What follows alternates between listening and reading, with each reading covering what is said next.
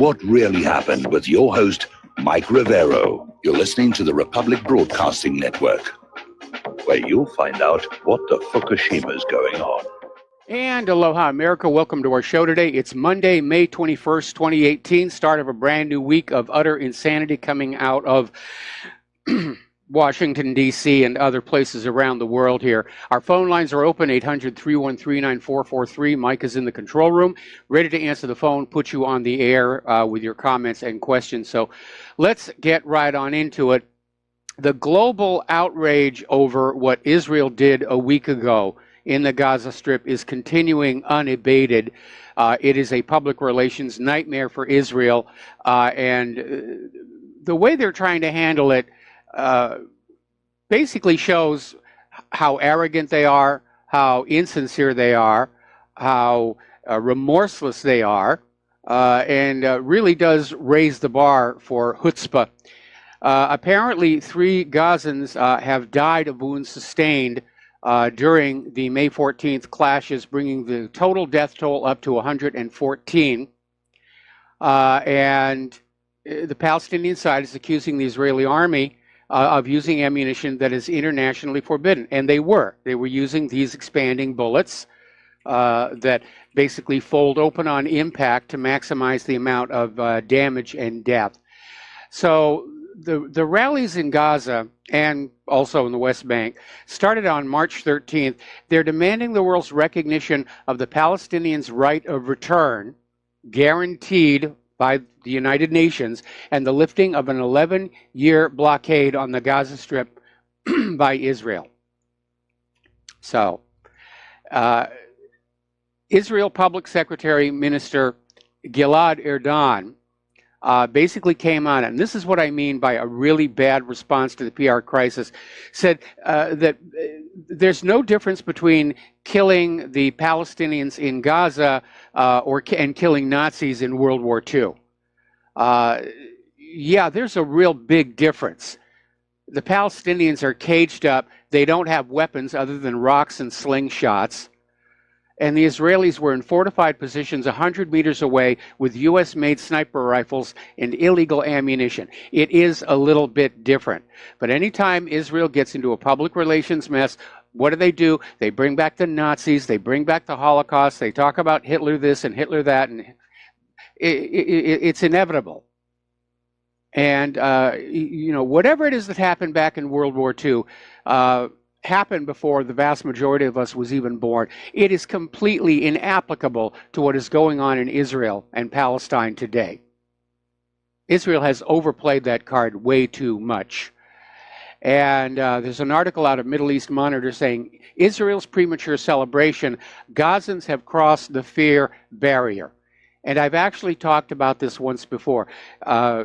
Your brain is not electrical. Obviously, it can be stimulated electrically, but it's mostly driven by chemicals, neurotransmitters. And there is a specific neurotransmitter for the fear reaction, but it can become exhausted. And it's not a case of people being courageous and brave all of a sudden. They're simply burned out. They can't feel fear any longer, and after that, all that is left is rage and anger. And according to this article from Middle East Monitor, it looks like the Gazans have crossed that line. Despite all the bloodshed, the deaths, and the wounding, the Gazans refuse to back down. Israel can't make them afraid anymore, which is why I'm sure Israel will concoct some reason to come on in and bomb Gaza yet again. But there's another article also from Middle East Monitor saying Israel's occupation mindset and lust to kill has to be ended because it is the single greatest cause of disquiet in the Middle East right now. I think the Middle East would be pretty much calmed down, just doing business, selling their oil or selling whatever it is they sell, and they'd get along with each other if Israel wasn't always out there causing trouble left, right, up, down, north, and south.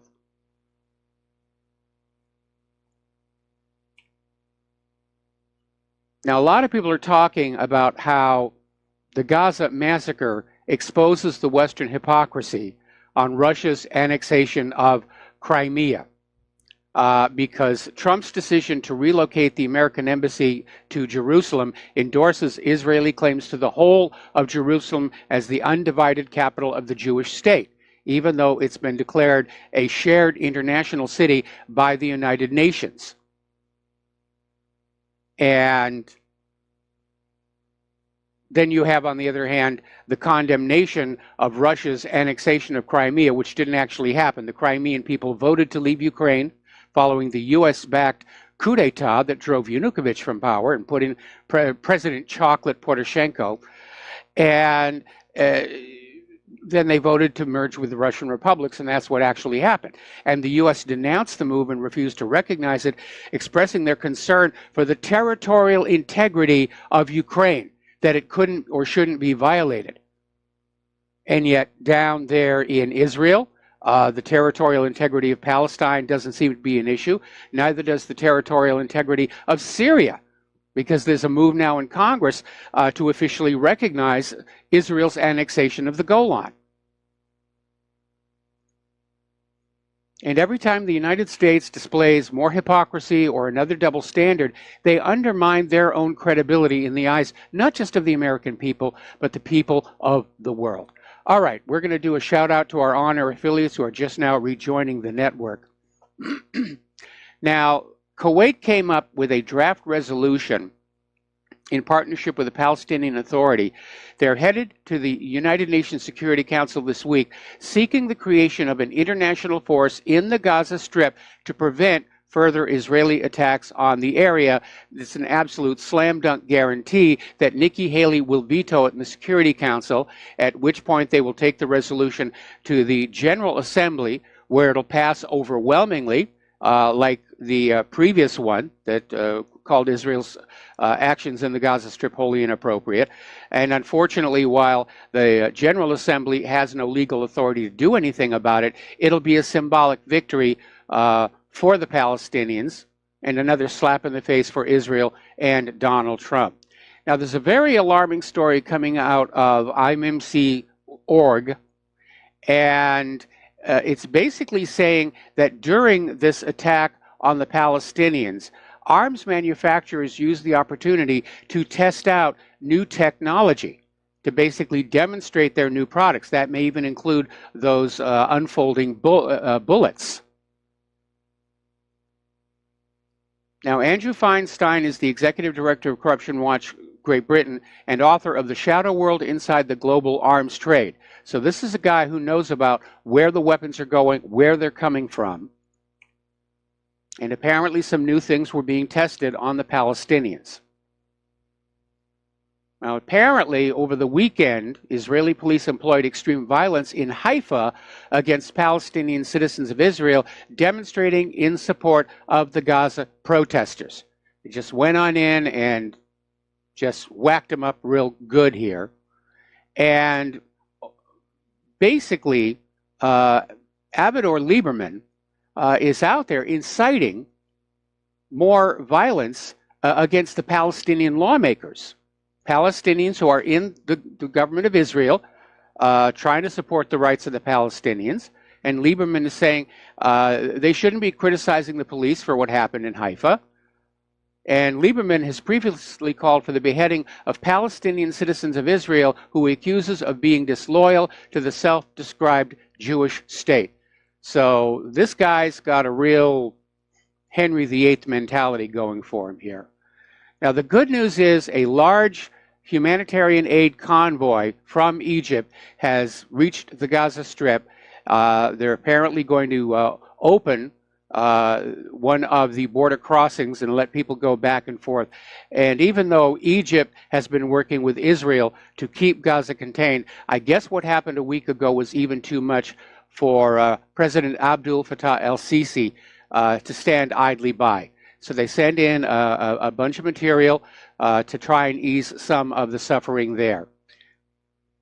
And apparently, Sisi has issued directives to keep the Rafah land border crossing open through the month of Ramadan. Now, over in Great Britain, we've been talking about the Labor Friends of Israel. It's a little subgroup inside the parliament, and some of the members also disgusted by what happened a week ago, have just backed away and said, we don't want to be supporters anymore. We don't want to be part of the Labor Friends of Israel. One of them actually asked for their name to be removed from the website of the supporters of the Labor Friends of Israel. Another Labor MP is calling on the colleagues to say, it's time to reassess your ties to the Labor Friends of Israel. Because right now, Israel's brand is in bad, bad shape, and people are distancing themselves. This was a bad move. Trump's moving the embassy was a bad move. Moving it on the day of the Nakba was a bad move. And then Israel's massacre down there at the fence, they were all bad moves. And maybe Israel was trying to provoke a third intifada so they could justify killing more Palestinians. But in the eyes of the world, it's definitely not worked out for them. Over in Morocco, 10,000 Moroccans held a protest against the U.S. Jerusalem embassy move, shouting death to Israel. They took to the streets of Casablanca on Sunday, and they carried Palestinian flags and placards that read, Al-Quds, Palestine's eternal capital. Now, over in New York, there's a New York school that decided to have a moment of silence for the dead people of Gaza. And not surprisingly, Jewish parents just got into a tizzy. How dare you do that? And they're calling up the school and saying whoever was responsible for this idea needs to be fired. And how dare you show sympathy and support for the people of Gaza?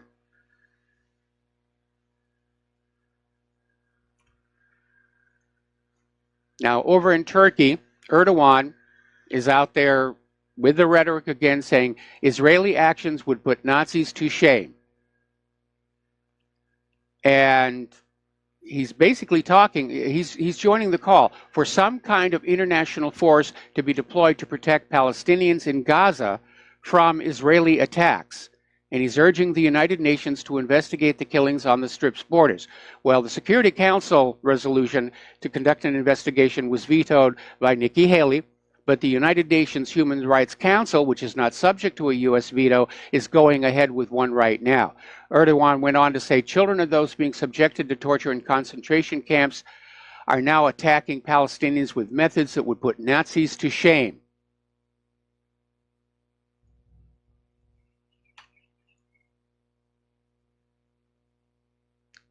And he's absolutely right. He's absolutely, absolutely right. I mean, there doesn't seem to be much difference between the Gaza Strip and the Warsaw Ghetto. They're both basically penned in to hold a specific ethnic group captive and away from the rest of society. They're subjected to economic limitations here.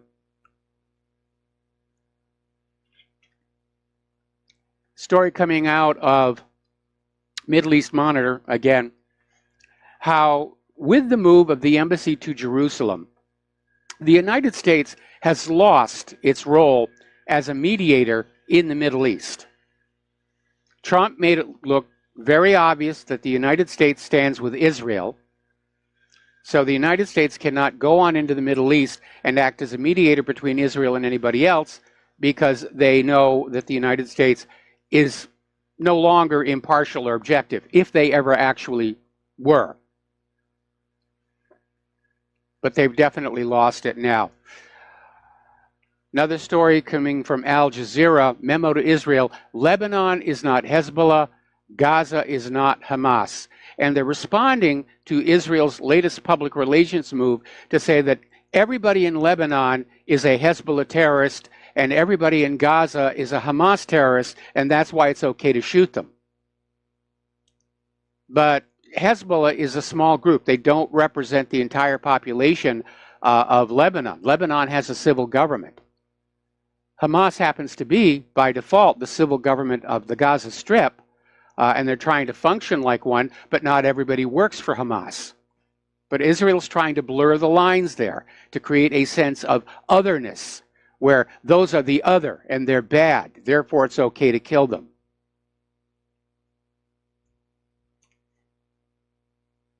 Now, here's where it gets almost laughable. Defense Minister Avigdor Lieberman on Friday responded to the fact that much of the world's corporate media has actually condemned what happened in Gaza a week ago.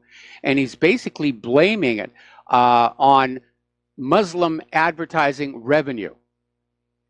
And he's saying the only reason these news outlets are covering what happened in Gaza is that 90% of all advertisements come from the Muslim world. Now, that's nowhere near being true, and we know Israel's influence over the world's corporate media is usually ironclad. But interestingly enough, we're seeing a lot of these Jewish people in the media coming on out and saying this really did go over the line, that they can't in good conscience support this. I think I read you excerpts from one of the articles last Friday. You know, how do Jews sleep at night? And it was written by a Jewish author. So Israel did cross a line here. And they've got a public relations nightmare on their hands, which means in the coming weeks, our cable channels are going to be filled with movies about Hitler and the Holocaust, Inglourious Bastards, and World War II in general. Just try and regain their victim status. But I think after what happened a week ago, Israel has lost their victim status. Nobody's going to go back to thinking the Israelis are poor, helpless victims who need our money and our weapons to save themselves from extermination at the hands of those evil Arabs.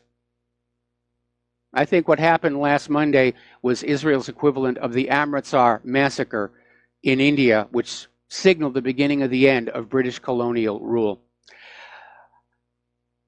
Up in Afghanistan, well, actually, the guy himself was at a U.S. Navy Department briefing, and he made this claim. This guy, U.S. Marine Corps Commandant General Robert Neller, shocked everybody by saying, "We are the Mujahideen." He's claiming that American forces and their Afghan partners are the Mujahideen in Afghanistan now. So he's saying it's a holy war, ignoring the fact that the U.S. was backing the original Mujahideen that drove out the Soviet Union. So let's take a look down here in Syria. The Syrian army has now liberated southern Damascus. ISIS continues to withdraw. And apparently back on the 19th, 2 days ago, the Syrian Arab Army and the remaining ISIS militants reached a temporary ceasefire in the area. And yesterday, a number of buses entered the area, hinting ISIS was ready to surrender, and ISIS members started withdrawing from the area. So the Syrian government is not celebrating just yet, because the U.S. has repeatedly used a strategy of temporarily withdrawing their proxies from an area in order to retrain and re-equip them and then send them back in. But overall, it does look like Assad has won this war, which is why I think we can look forward to another false flag chemical weapon attack to be blamed on Assad, followed by an immediate attack by the United States. And this time they'll go for Assad himself, because the American people are getting sick and tired of all of this nonsense. Apparently, the U.S.-backed Syrian Democratic Forces are resorting to kidnapping for ransom to obtain more money for more weapons and more supplies over in northeastern Syria. And they're arresting civilians for basically made-up reasons and asking for a hefty amount of money for their release. So that's the kind of people the United States is backing over there in Syria. Apparently, at a former al-Nusra facility in Syria, U.S. anti-tank missiles, TOW missiles, have been discovered. And we're going to take a break for commercials, and we'll be right back after these few words. And aloha, America. Welcome back to our show here. Israel has started shelling Hezbollah positions in southern Syria. So once again, Israel is just shooting at everybody around there. Technically, what's going on in Syria is none of Israel's concern. but they are shelling Hezbollah positions in southern Syria right now. They shelled the village of Tulul al-Humar, south of Quneitra, and explosions were heard in Deir ez-Zor military airport in eastern Syria. Local sources in the area say the explosions are believed to have been caused by Israeli attacks in the area. No comment yet officially from either Syria or Israel. Okay. All right. Now, I mentioned this before, but it's worth mentioning again.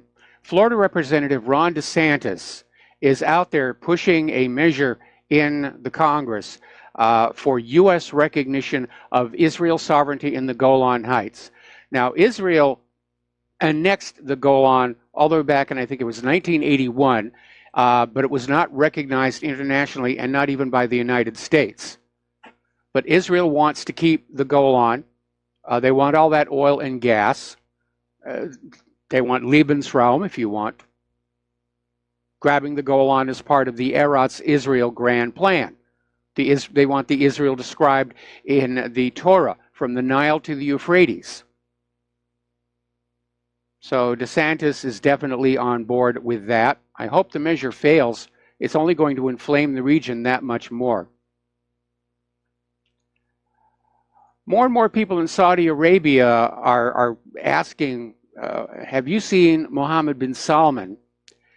Because he's not been seen in public since the April 21st attack on his palace in Riyadh. And there were reports that he was shot at least twice. And if bin Salman is, in fact, dead, it's going to create a power vacuum because the older King Solomon isn't functioning all that well. And there are going to be a lot of people vying for that throne. Meanwhile, a dissident Saudi prince, Prince Khalid bin Fardan, is out there saying it's time for a coup d'etat to seize power. And that would tend to reinforce the idea that Mohammed bin Salman actually did die in the attack. Let's go to the phones here. Dustin in New Jersey. Aloha. Welcome to the show. What's on your mind? There we go, the oil fields then. Yep. There's a coup there. Oh man, the oil would be $200 a barrel right off the bat. Yep. You know, because of uncertainty. Mike, I wanted to actually bring that up because he's been doing the round. All of a sudden he disappeared after that.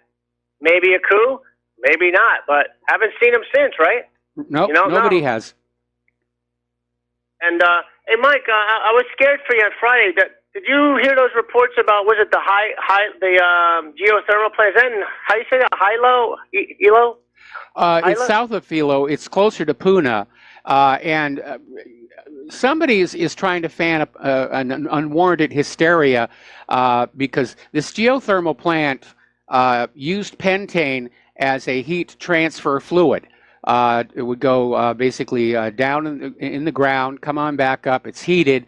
It drives the turbines that drive the generators, and then it just recycles forever. It's actually a very good little system. But the pentane has been removed from the area. And no, even if all of it was still there and exploded, it would not create a tsunami that would swamp the entire Hawaiian island chain.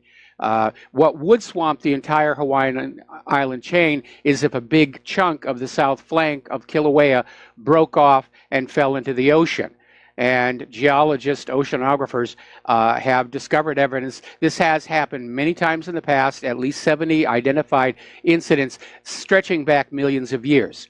So that's the only way the rest of the islands would be in trouble, other than the fact that the VOG and now the Lays can get blown up this way if the trades collapse. And then I'm switching gears back onto Syria, Mike.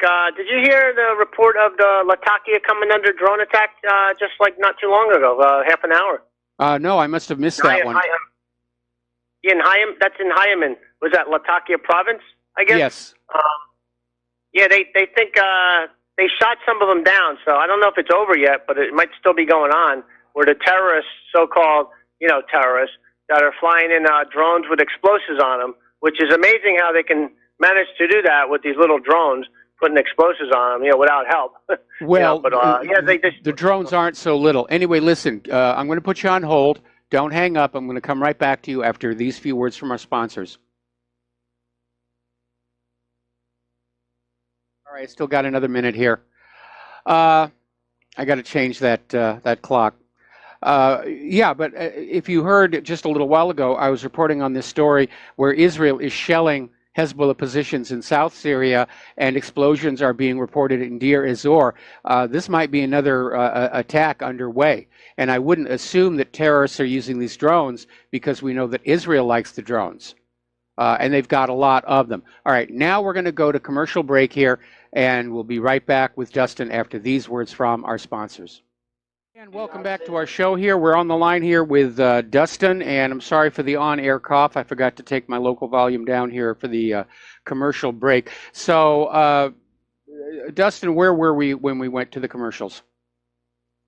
I was telling you about how there was a attack going on with drones coming from terrorists or unknown attackers on Latakia Air Base, which is in Hyman Air Base in Latakia Province.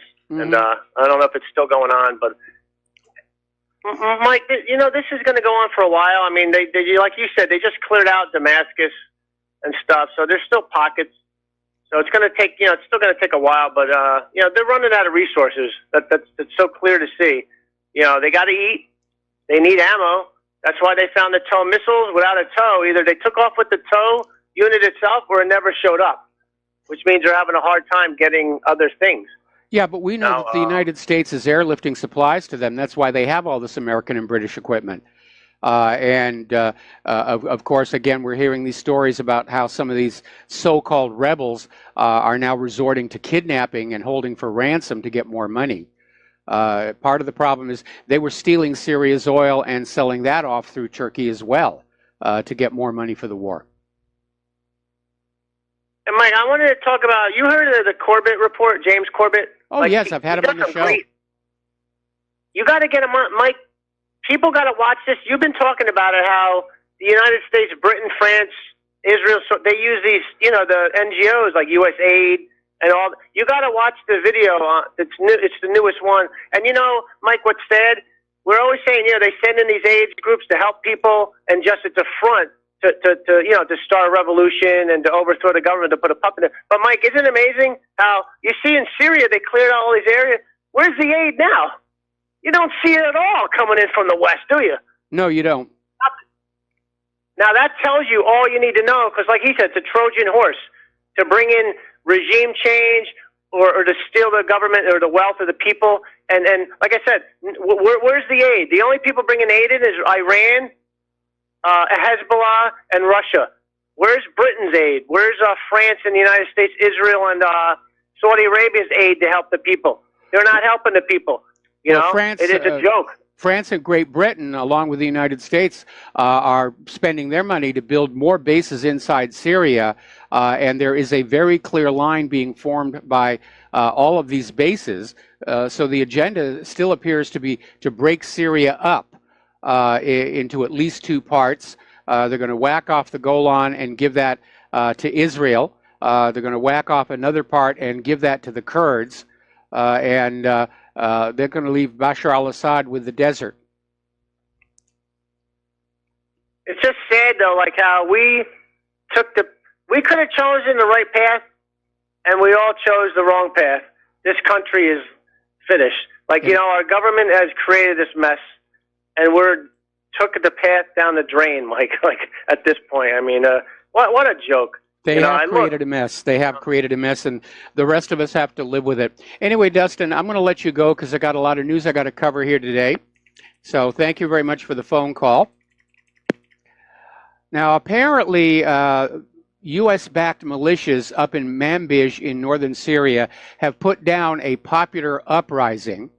Apparently, in that city, people in the town went on a general strike in opposition to the Syrian Democratic Forces' forced recruitment in their region. In other words, the U.S.-backed militia was simply grabbing kids and throwing them into a uniform and handing them a gun and saying, you have to join us fighting against the Syrian government. And they really didn't like that. For lack of a better word, it's a draft. And so the people of Manbij went on a general strike, just refused to go to work, refused to do anything. And the so-called Syrian Democratic Forces put down this popular uprising, apparently rather brutally. Now, last week we were reporting on how Turkey is refusing to give Afrin back to Syria. And they're now saying that Afrin should be allowed to self-govern, that there's a local governing council that's been set up, and we're going to respect Afrin's right to choose its own course. And now we're finding out militants are plundering public assets and transferring the material to Turkey. And this is al-Nusra, and they're looting infrastructure in western Idlib.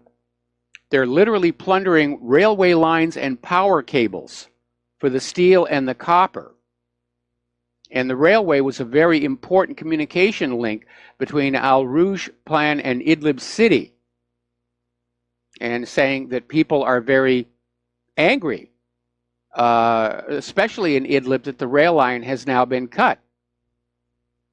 So al-Nusra is taking the steel and copper into Turkey to sell on the marketplace there. We've had a big problem with copper thieves out here.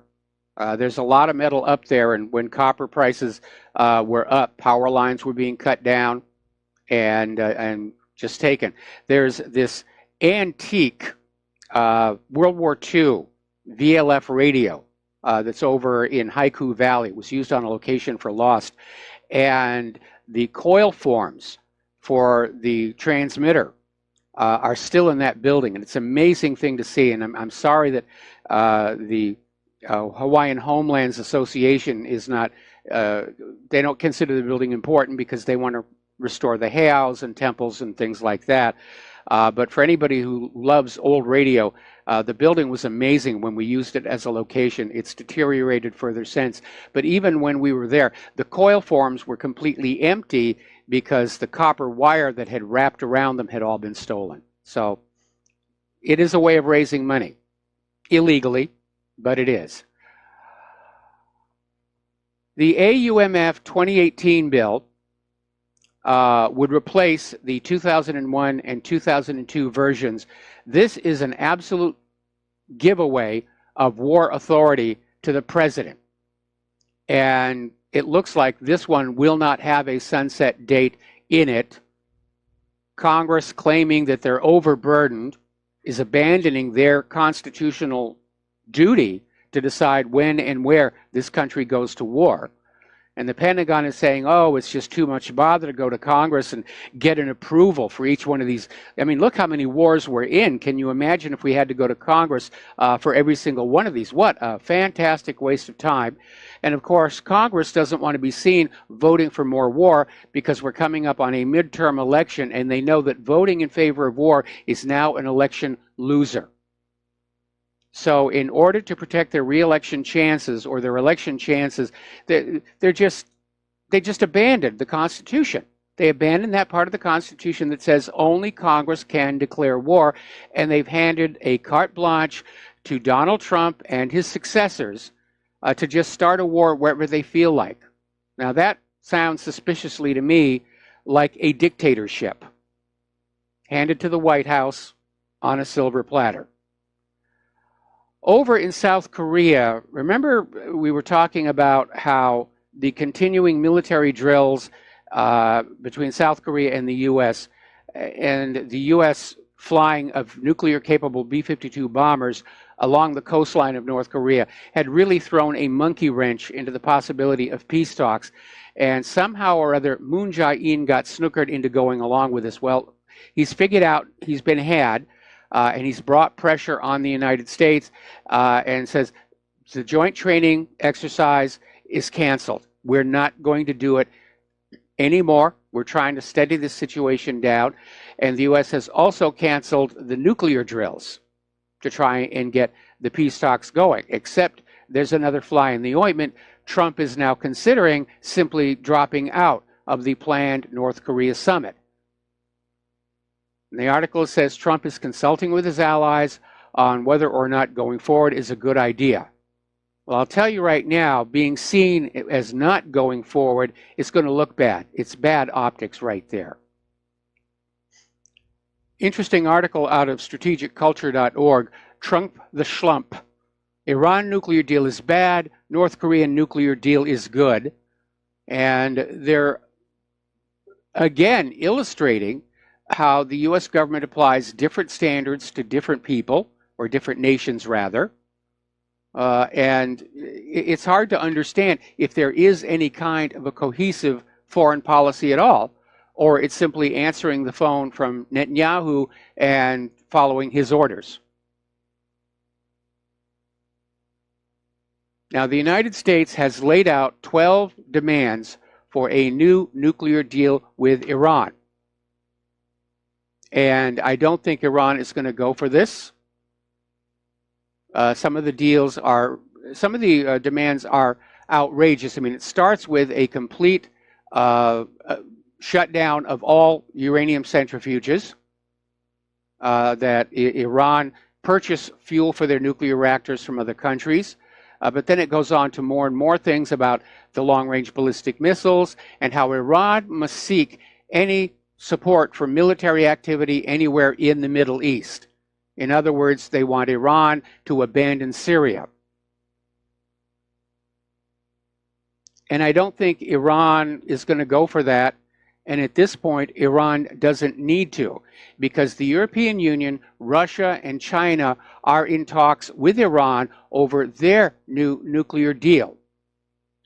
And the new deal would keep Iran's requirements the same as the P5+1, but would increase the incentives guaranteed by the other powers. Needless to say, the United States was not invited to these talks, because the EU, Russia, and China see the U.S. trying to undermine any deal at all in order to open the door to a potential invasion. So what's happening here, both politically and economically, is the U.S. is now being isolated from the rest of the world. The U.S. has conducted itself as the world's indispensable nation. Everybody has to come do business with us. Everybody has to use our dollar. Everybody has to use our SWIFT system. But the world has changed. There are now parallel currencies, parallel systems, and the rest of the world has clearly had enough with the bullying from the U.S. government. And so what's going to happen is Iran is going to make a deal with the EU, Russia, and China, and their economy is going to continue. The U.S. can sanction all they want, but if nobody else is going along with it, all it does is it cuts off the United States from Iranian oil, and it cuts off Iranian marketplaces from products made in the United States. Who's that going to hurt more? I mean, they took a hit over at Boeing with the ban on selling aircraft to Iran. So the United States is genuinely hoisting with its own petard in its handling of Iran and its overuse of sanctions against everybody. And I think the rest of the world is looking at the United States as becoming a pariah, very obviously under the control of Israel, and sharing the guilt for what Israel is doing. And we're not looked up to anymore. We're not seen as a great nation. Not when we kowtow left and right to Israel's every single demand. Down in South America, in Venezuela, they started voting yesterday in an election that was boycotted by the opposition and condemned by the international community, which will probably hand Nicolas Maduro a new mandate. Now, the language used in this article, which appeared in AFP, is skewed. They describe Maduro as deeply unpopular. Well, if he's deeply unpopular, how is it he wins elections? Because unlike the 2016 election here in the United States, Venezuela allows international observers to monitor their elections. I think what's going on in Venezuela is they understand the hardships they're going through are not Maduro's fault. They've been victims of U.S. intervention and economic warfare going all the way back to the time of Hugo Chavez. And the more the United States pressures Venezuela, the more they're going to stand by their leader. That's what's going to happen.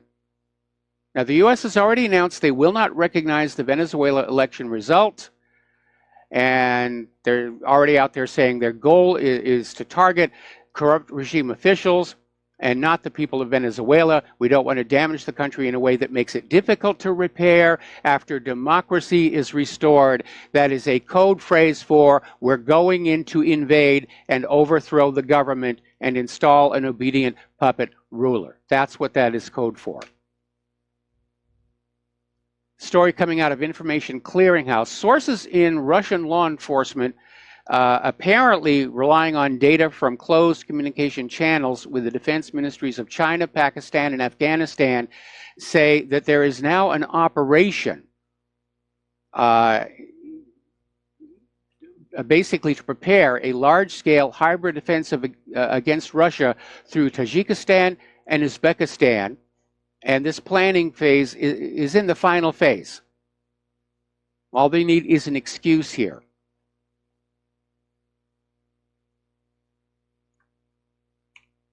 This is a mistake. This is definitely a big mistake. Last week we reported on how the Russian Navy announced they were going to keep their forces in the Mediterranean to guard Syria's coast against ISIS. What they were really doing was sending a message to the United States, we're not leaving so that you can invade from the sea. And now it appears that Russia's Navy, which has a base in Syria, now has a permanent naval presence in the Mediterranean. And they're planning 102 expeditions of ships and submarines for the balance of this year. They'll sail down there, they'll go through a rotation, then they sail home and they're replaced by the next expedition. This is a very alarming story. This is coming from Air Force Times. And they're talking about, this is the Air Force Secretary, who's out there talking about the JSTARS Battlefield Management and Control Aircraft. This is the update to what were called the TACAMOs. And basically saying they're very vulnerable. They're vulnerable to being shot out of the sky during the opening salvo of a war with Russia or China. This is coming from Heather Wilson. Now, as part of its proposed 2019 budget, the Air Force wants to cancel the program to recap the E-8C Joint Surveillance Target Attack Radar System aircraft, which previously sought to buy 17 new Boeing 707 planes to replace its old inventory. Some lawmakers aren't buying that plan. We'll be right back after these few words. And aloha, America. Welcome back to our show here. And you know the U.S. government spends a huge amount of money on the military, and over at the Stockholm International Peace Research Institute, which monitors global military spending, they've come out with their latest report, and to nobody's surprise, the U.S. is up at the top of the list with more spending than the next 7 biggest spenders combined. According to the report, in 2017, the U.S. spent $610 billion, that's with a B, while China spent $228 billion. The rest of the list engaged in rather minuscule amounts of spending by comparison. Russia spending $66 billion, Great Britain spending $47 billion, Japan spending $45 billion. Now, on the basis of military spending, we should have the greatest military on earth. We don't. We've got a lot of expensive junk. And there are a lot of people in Washington, D.C. Crying wolf over how the U.S. military is being stripped to the bone. And the U.S. must rebuild its military capability. Well, they've got the money to do it. So if it's not being done, there's a problem with the system. We're going to take a phone call now from Peter in Los Angeles. Aloha, Peter. Welcome to the show. What's on your mind? Hey, Mike. Before you get too far away from the JSTARS story, JSTARS was like kind of like an AWACS for ground attack. Okay. And what it would do it would fly, like for instance in the Persian Gulf War, Desert Storm, it would fly over northern Saudi Arabia, and since radar is line of sight, it would focus the radar into southern Iraq, and we get an idea of all their ground convoys and ground movements and all that. But because of the curvature of the Earth and all that, and it can't be too high because it loses a little clarity, and also it becomes more vulnerable the higher it goes. It has to be relatively close because of the curvature of the Earth to what they're looking at, not more than like 100, 120 miles or something. So like an S200, an S300, an S400, and the new S500 would easily be able to reach out and knock that down. So it's great against non-peers or, total air supremacy situations like we had in Desert Storm or something. But against a peer, forget it. It just doesn't work. But I was calling about the Iran deal, Mike, and how it's what you were talking about, how it's basically accelerated the destruction of the U.S. alliance system. Yes. You talked last week about how the companies in Europe can obey or not obey. Okay, well, listen, Peter, we got to do a break for station identification. Stay on the line. I'm going to come right back to you after these few words. And aloha, America. Welcome back to our show, hour number 2. The phone lines are open, 800-313-9443, and we're talking with Peter in Los Angeles. And Peter, I want to back up to the issue of the J-stars because you're absolutely right. For the last few decades, possibly longer, the United States has been constructing a military that is used against much, much weaker countries. But to go up against a military peer like China, which clearly is building up their military even more than Russia, you're right. Some of these weapons platforms are very vulnerable. Remember that F-117 that actually got shot down over Kosovo because they did not have a total air dominance situation there. The J-stars are vulnerable to the S-300, S-400, and we've had all these comments about going up against Russia and China. Those aircraft carriers, which are very effective against nations with very little military, they're going to be giant floating targets. Now, getting on back to the Iran deal, yes, this situation, both between the moving of the embassy to Jerusalem and the attempted arm twisting of Europe to go along with more sanctions against Iran, has driven a huge wedge between the European Union and the United States. So, yeah, it's short-term gain, long-term consequence. And Mike, if they won't go along economically, they're not going to go along militarily either. No. And so NATO is fragmenting before our eyes. And then we had Trump just, last week, threatening to bring penalties against NATO countries like Germany for not spending enough money. So we've arm twisted them into Afghanistan and places like that. They didn't want to go. We've created all these refugees through our ridiculous policies following Israel and Syria and Libya, and that have flooded their societies. And now we're ruining their companies with trade. It's absolutely it's dissolving like the Wicked Witch of the West with water. Oh, well, I forget about, here's another weapon system, the AC-130. Yes. Remember the helicopter, the C-130 with the 105 millimeter howitzers and all that in it, which we rely on very heavily. It was great against the Taliban Air Force, but it wouldn't last a minute against an Air Force. Yes. Any Air Force. But at any rate, and now, by the way, James Corbett has done really good work on this false flag thing you were talking about with Uzbekistan and Turkmenistan and so on.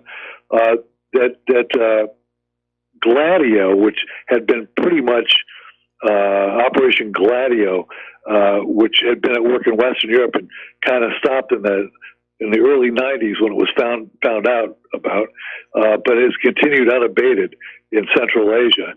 for a long time, and the Russians aren't going to put up with it. And you were talking about the other day some lawmaker or somebody was saying we should bomb Russian infrastructure. No, it was a columnist over at the Washington Times, and said that Kiev should just bomb that bridge Russia just built from the mainland to Crimea. Are they freaking crazy? I mean, come on. Well, anyways, but not to put a too fine a point on it, this is against our interests. It's against the Iran deal. It not only is accelerating the demise of NATO and the European Union, by the way, yes. It's accelerating. It's costing Belgium, France, Britain, Germany, all are heartily against it.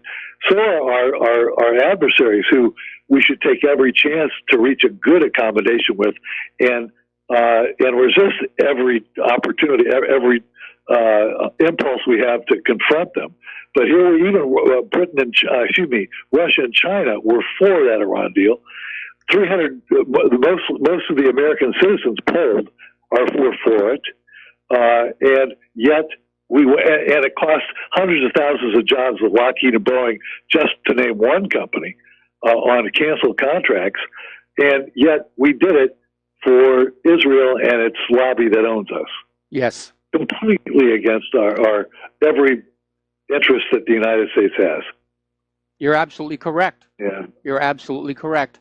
And I'm starting to think that everybody inside Washington, D.C. is crazy or psychopathic, or they're on prescription antidepressants, because the quality of thinking coming out of the nation's capital is not very impressive, to put it politely. Mike, when you said something, I think it was talking about the Venezuelan situation with Maduro, and also the Korean accommodations being reached by South Korea, and made the point where we make one sort of set of priorities and principles on one side of the world. Anything with Iran is bad. Blah blah blah blah blah. And the question is, are we allowed to follow our own foreign policy in South America and maybe East Asia? If it's far enough away from Israel, we're allowed to follow our own policy and our own interest, or what? Well, again, setting Israel aside, our government is dominated by the money people, by the money junkies. It wasn't just Israel that wanted Trump to move the embassy to Jerusalem. It was Sheldon Adelson. And our country has just become ruled by the money, and whoever's got the money to buy the best liars gets what they want. And that's no longer a republic. It's no longer a democracy. And Mike, how about the stuff that you've been reporting on, like the influence of other people in the elections? We talked about the Israel part of the Russia gate, but now we have other people, Saudi Arabia, all these other people who are involved in our election process. It's completely, none of it's for us. No, none of it's for us. No. And of course, it's reciprocal. The United States tinkers with other nations' elections all the time. So that's just the way things are working there. The CIA has a long history of going on into other countries and changing leaders by rigging the elections. Right, and none of it is ever for the American citizen or for the good of the people overseas, all that human rights crap that we espouse all the time. Yeah. It's never for that. It's always for the money. It's always for who owns the congressman and the president. Yep. Ah, man. It's all about natural resources, control of the currency, pipeline rights of way. That's what it's all about. And they're sending the signals. They're going to gin up a reason to attack Venezuela, even though Venezuela has not attacked us. So there's going to be some kind of a false flag.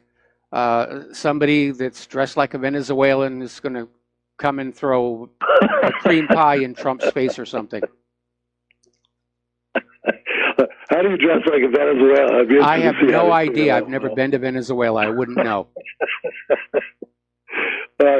Thanks, Mike. All right, thanks an awful lot. We're going to let you go, and we're going to do a shout out now to our on-air affiliates who are rejoining the network. Over in Great Britain, there's been a new revelation, and this goes back to that whole Sergei Skripal case. And I understand one of the Skripals has now been released from the hospital. It's a miracle cure after being exposed to 100 grams of the world's deadliest nerve agent. So goes the story. I still think it was actually seafood poisoning at that lunch spot where they had, because the original report said other people were affected. Okay, the entire basis for the claim that this had to be Russia was the claim that only Russia produced this Novichok. It could only have come from Russia. Well, a new report coming out of Germany has revealed that NATO has had Novichok, the formula for it, since the 1990s. Apparently, a Russian defector decades ago brought a sample of the material and it was analyzed. And so all of the NATO nations have the recipe and know how to make this, including probably Porton Down. Let's take another phone call here. Robert in London. Aloha. Welcome to the show. What's on your mind? Yes. Hello. Good afternoon. I hope you can hear me. Yes, I hear you. It was very bad. Very good.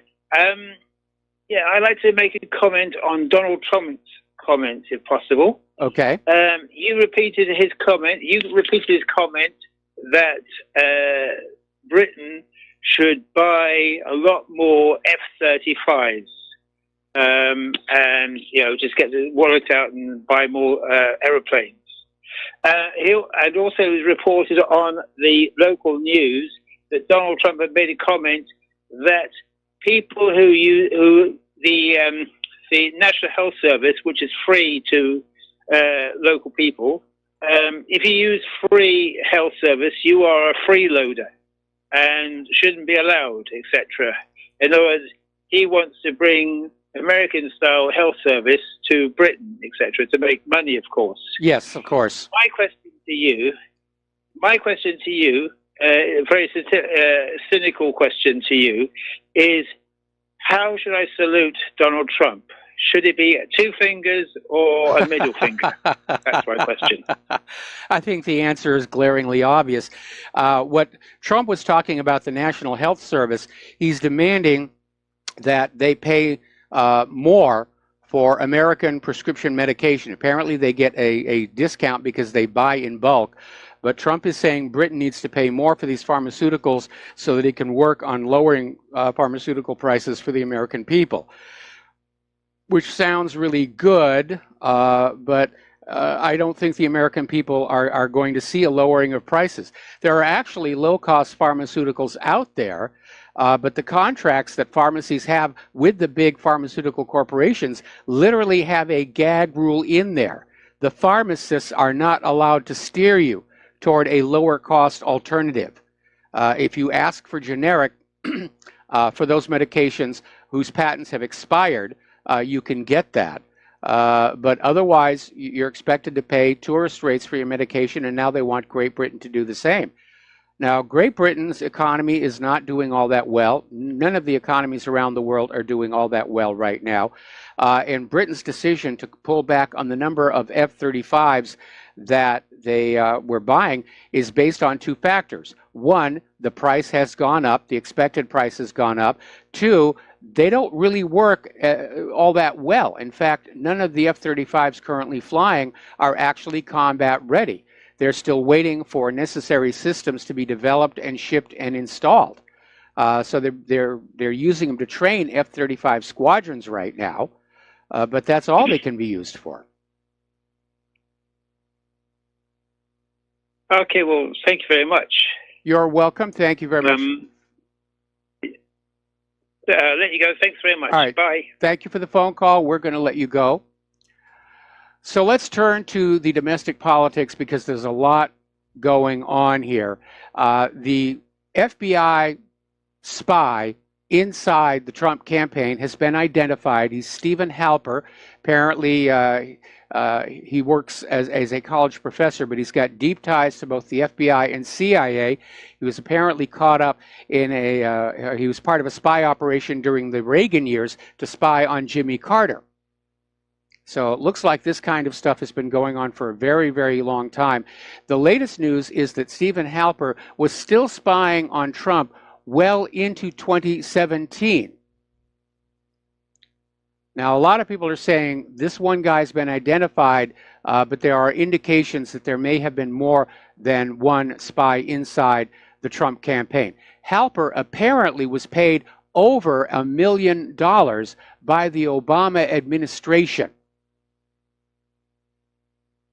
to do all of this. Now, Donald Trump is understandably upset. The intelligence agencies of this country are not supposed to be spying for political gain. Now, the anti-Trumpers are out there saying, well, no, they weren't spying on the campaign. They were looking for evidence of Trump-Russia collusion. They're still trying to kick that dead horse, or flog that dead horse. But Trump is out there saying that he is ordering the Department of Justice to investigate the FBI and the CIA and find out whether the spying actually served a legitimate legal purpose or if it was completely political. So the liberals are going ballistic out there right now saying the president can't demand an investigation while he's under investigation. That's obstruction of justice. He should be impeached immediately. This is over at MSNBC with Joe Scarborough and Mika Brzezinski. So I'm starting to see a lot of nervousness come out from some of these people because this thing is reaching a breaking point where somebody is going to come forward and talk because they're going to want to get the best deal that they can. And interestingly enough, over at the Wall Street Journal, which is considered corporate media, but they're refusing to go along with the rest of the corporate media and saying that there's nothing there, the FBI wouldn't do this. And amid the liberal media's meltdown, the Wall Street Journal is refusing to back off its intense pressure to get to the truth about the FBI spying. This is apparently coming down all the way from the editors of the Wall Street Journal. And in the article that the Wall Street Journal put on out, actually President Trump dropped a 3-tweet quote this morning. John Brennan is panicking. He's disgraced himself. He's disgraced the country. He's disgraced the entire intelligence community. He is the one man who is largely responsible for the destruction of America's faith in the intelligence community. That's a pretty accurate assessment out there. Brennan, again, looking nervous, he's out there firing warning shots to Paul Ryan and Mitch McConnell in response to Trump ordering a Department of Justice investigation. And Brennan basically came on out and saying that Paul Ryan and Mitch McConnell will bear the majority of the responsibility of the harm done to our democracy if they don't stop Trump. So that sounds like somebody who is really running scared right now. See, all these people did all these things in the certain knowledge Hillary Clinton would be president right now, and they would not have to worry about any kind of investigations for anything they did wrong. And now they're scared, and they ought to be. What's that old saying? Don't do the crime if you can't do the time. Judicial Watch has filed a Freedom of Information Act lawsuit against the U.S. Department of Justice and the U.S. Department of State for all records of communications relating to the Uranium One scandal. The suit was filed in the U.S. District Court for the District of Columbia back on March 29th. And the reason they did that is that Department of Justice and Department of State refused the previous Freedom of Information Act requests. They're still stonewalling over there.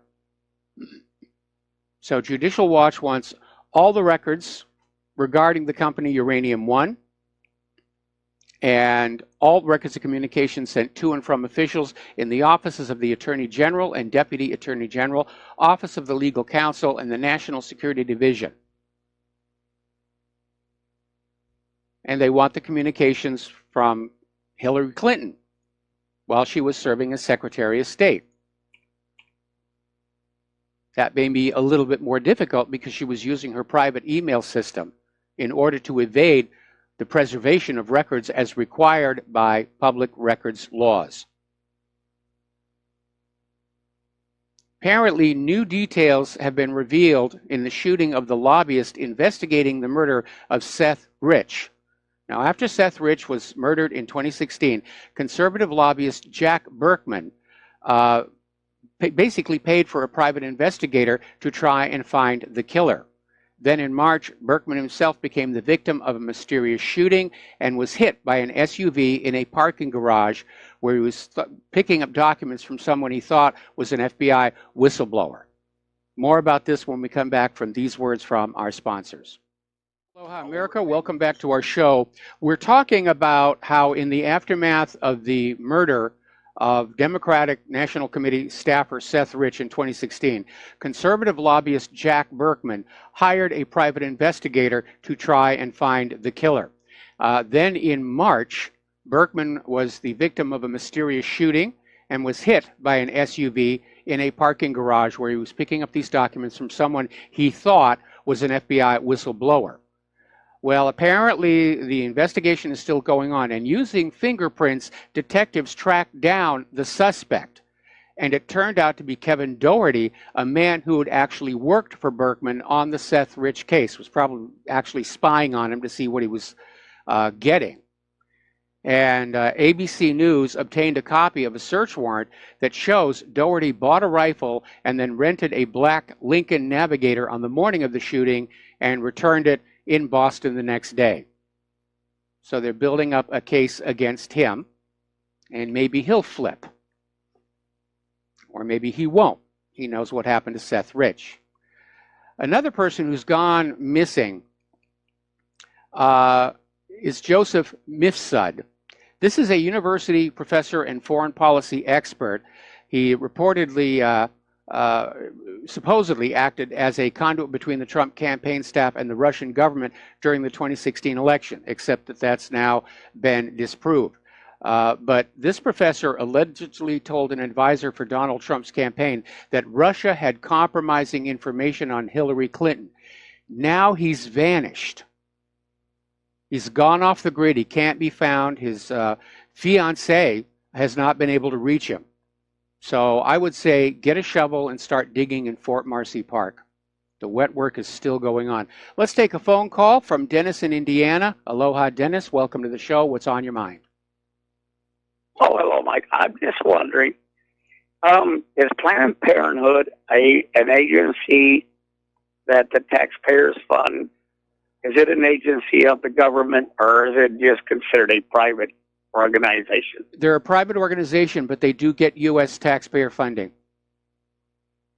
Right. Okay. I was just wondering that because they're not really an agency of the government. No. Like the IRS isn't an agency of the government either. Right. Okay. Thank you. That's all I needed to know. All right. Thank you for the phone call. We're going to let you go. Special Counsel Robert Mueller is now saying that he will wrap up his Trump obstruction probe by September 1st. And this is basically his probe into whether Trump obstructed the Russia inquiry, which would be obstruction of justice and impeachable offense. They're dragging this out, trying to drag it into the midterms. And Giuliani is saying, no, it has to be September 1st, so it is not an issue going into the November elections. They'll find some other way to bring it up. The liberal media won't let it go. They'll absolutely keep it out there. You know, Trump may have obstructed justice. He may have done this. He may have done that. Interesting little take on current military defense. This is coming out of Zero Hedge. And the article is titled, How the FBI and CIA Restarted the Cold War to Protect Themselves. And I don't agree that just the FBI and CIA restarted the Cold War. the Cold War was restarted by the military-industrial complex, the neocons, the war hawks, the government in general, wanting to be able to wag Russians at you to get your money in obedience. But apparently,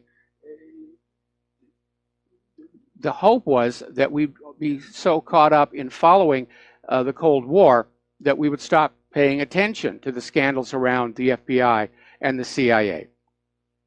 And that really has not worked out very well. That dossier has blown up in their face, and everybody is looking at this, and it's having an effect. Apparently, the GOP is having a record fundraising season, and the Democrats are just not doing well at all. And I know the Democrats are going to rely on the big hitters like Sheldon Adelson to step up and fill the gap. But the DNC has hit a 12-year low. And apparently young people are now shifting more towards conservatism than liberalism. So Hillary's behavior during the campaign of 2016 and since has caused a lot of damage. People are looking at Debbie Wasserman Schultz. They're looking at Nancy Pelosi, who's out there saying it's perfectly okay for the DNC to rig a primary, which obviates the need for a primary. If the primary doesn't matter, why go through all the expense? Well, the people like to feel they're in control, even though they're not. So we'll see what happens in November, but I'll tell you, somewhere between now and then, Trump has got to ram through a nationwide voter ID law, or the Democrats will steal Congress. They've already pledged to raise taxes, and they're going to impeach Trump. We'll be right back after these few words. And aloha, America. Welcome back to our show. And we're going to do the economic news. Apparently, over at the Wall Street Examiner, Lee Adler wrote an article basically accusing the Federal Reserve of lying about inflation and saying that in reality it's frighteningly high. And probably most of you have guessed that when you go to fill up your gas tank or you go to buy food at the supermarket, because both of those early indicators of inflationary pressure are not included in the official U.S. government calculation, or rather the official Federal Reserve calculation of the rate of inflation. And he goes on to say that everything is starting to feel a whole lot like 2008. Everyone's looking sidelong at each other as the market refuses to correct despite a steady stream of negative underlying data. Well, it's because it's being rigged. It's being propped up by the plunge protection team. And it's being used as a political banner. Don't talk to us about the bad economy. The economy's great. Look at the stock market. I think they ended up today as well. Let me take a quick peek. See how that looked. Yeah, the Dow was up 298. The stock market is totally disconnected from the real world economy at this point. Now, the dollar in less than 20 years has lost 80% of its value against gold, or what some people like to describe as real money, because the Federal Reserve note is a fiat currency. It has no commodity backing. The only thing that backs the Federal Reserve note is your eventual slave labor. Now, earlier in the show, I was talking to one of the callers about how Trump's policies toward Iran and his policies toward Europe, forcing them to support U.S. sanctions against Iran, have created a tremendous amount of alienation. And according to the story at Government Slaves, the finance minister in basically they're saying U.S. will not be allowed to be the economic police of the world. So resentment is building up. The rest of the world is tired of being bullied by the United States and just acting like the U.S. rules the world. So let me see where this came from. Okay, this actually came from Press TV. I'm sorry, I misread the headline when I put it up there. Turkey has finished repatriating all of its gold from the U.S., they're getting ready to ditch the dollar. A lot of countries are, and they want to go back to a currency that is backed, at least in part, by gold. China's doing it. Russia's doing it. Looks like Turkey's going to do it. And again, I'm amazed they're able to get their gold out of the U.S. because there's a shortage in those vaults. Now, unfortunately, there's a little wrinkle here because Turkey originally wanted the gold sent back to Turkey.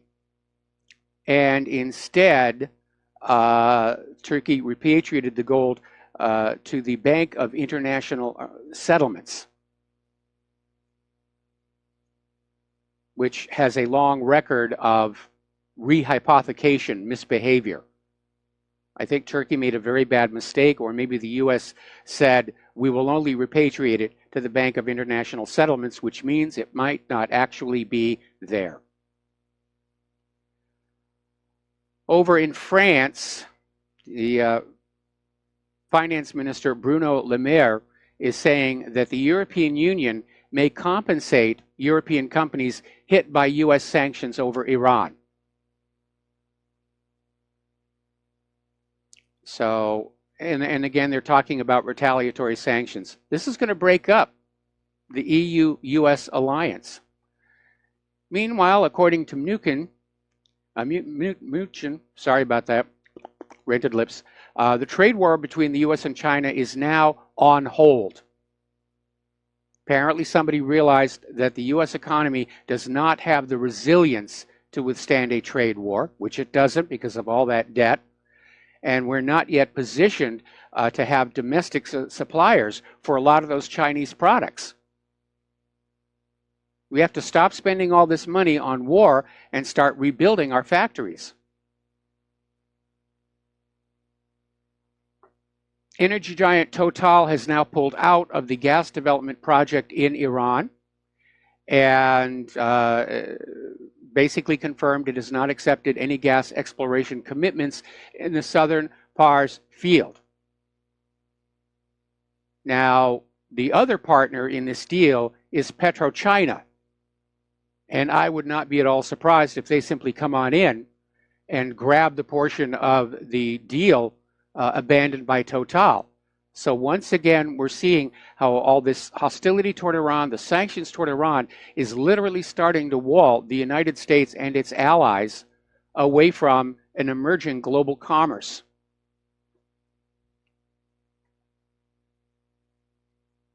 Anytime somebody tells you that the U.S. economy is doing great, you remind them that nearly 51 million households in the United States can't afford the basics like rent and food. People have to go hungry just to pay their rent. That's not a healthy economy. You don't have a healthy economy when wages and salaries are driven down into the basement. You don't have a healthy economy when you have all these homeless people living on the streets. Any objective assessment of our country, walking down, for example, San Francisco, looking around, is going to see this is a nation very clearly in decline. It has bankrupted itself with all this war spending. And even though the United States is outspending the next 7 biggest spenders combined, the military still wants more. And then they waste it, they lose it, they spend it on these incredible boondoggles. And not just the F-35, the Freedom and Independence class littoral combat ships, which have corrosion and drivetrain problems. Apparently, they had a modular weapons system to allow the ships to be reconfigured quickly, depending upon the mission. That never worked out. And now the Navy's just going to discontinue that project and go back to the drawing board. Up in Seattle, the city of Seattle had basically said they were going to cease all business with Wells Fargo because they wanted a bank that reflects its values. And in the end, they've had to go back to Wells Fargo because no other banks in Seattle wanted their business. So liberalism does come with a price. U.S. bank losses to theft have skyrocketed, and the prime culprit is cybercrime.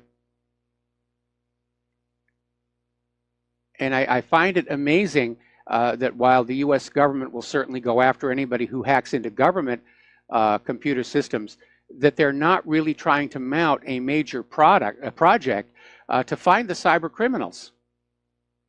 It's like the banks get hacked, the money gets stolen, the insurance covers it, and everybody goes home happy. Except that the insurance rates go up.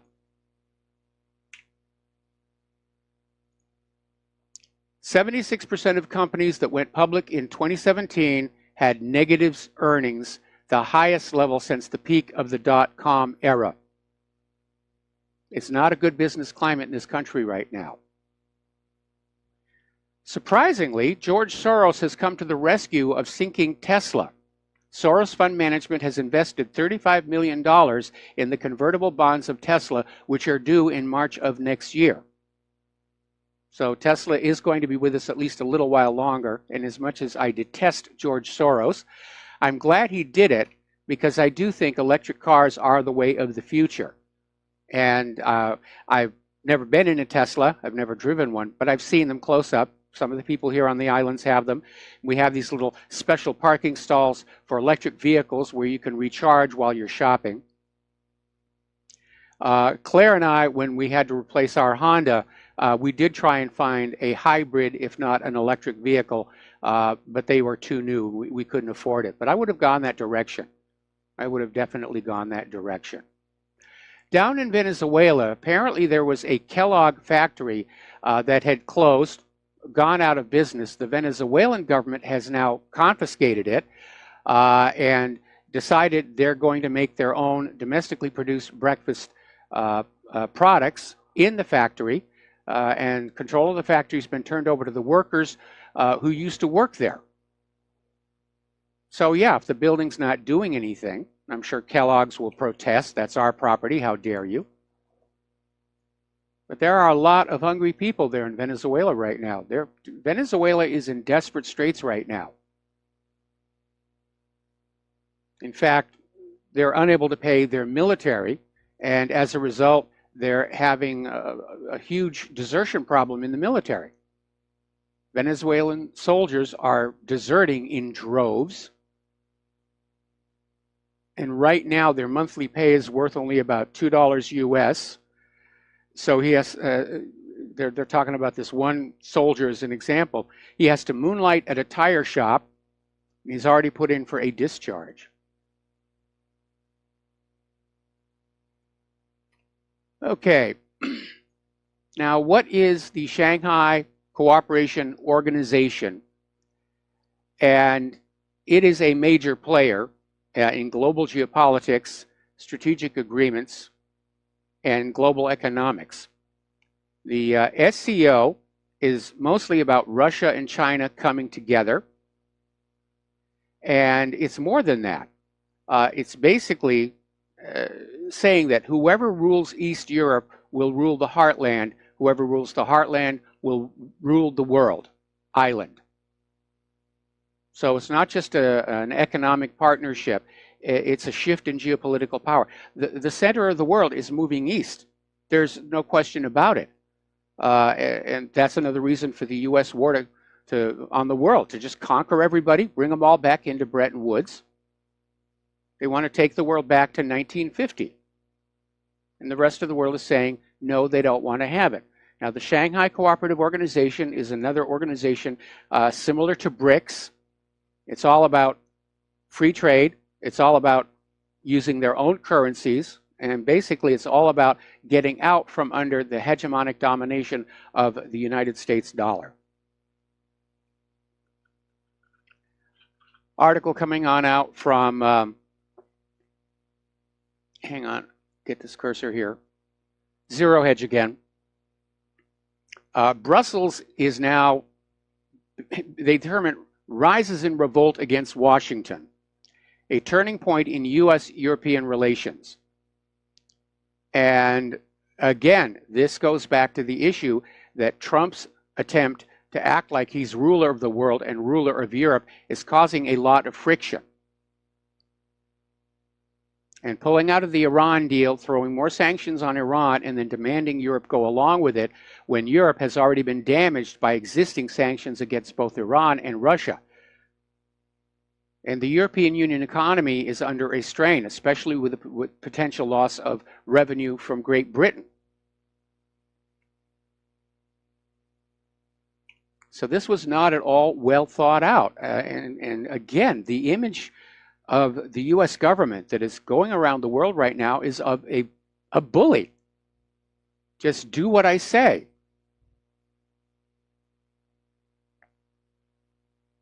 Now, last week we were talking about this coalition between the League and Five Star Movement, and Italy's president is basically expected to confirm this coalition officially, which will mean Italy will have one of the most Eurosceptic governments on the continent.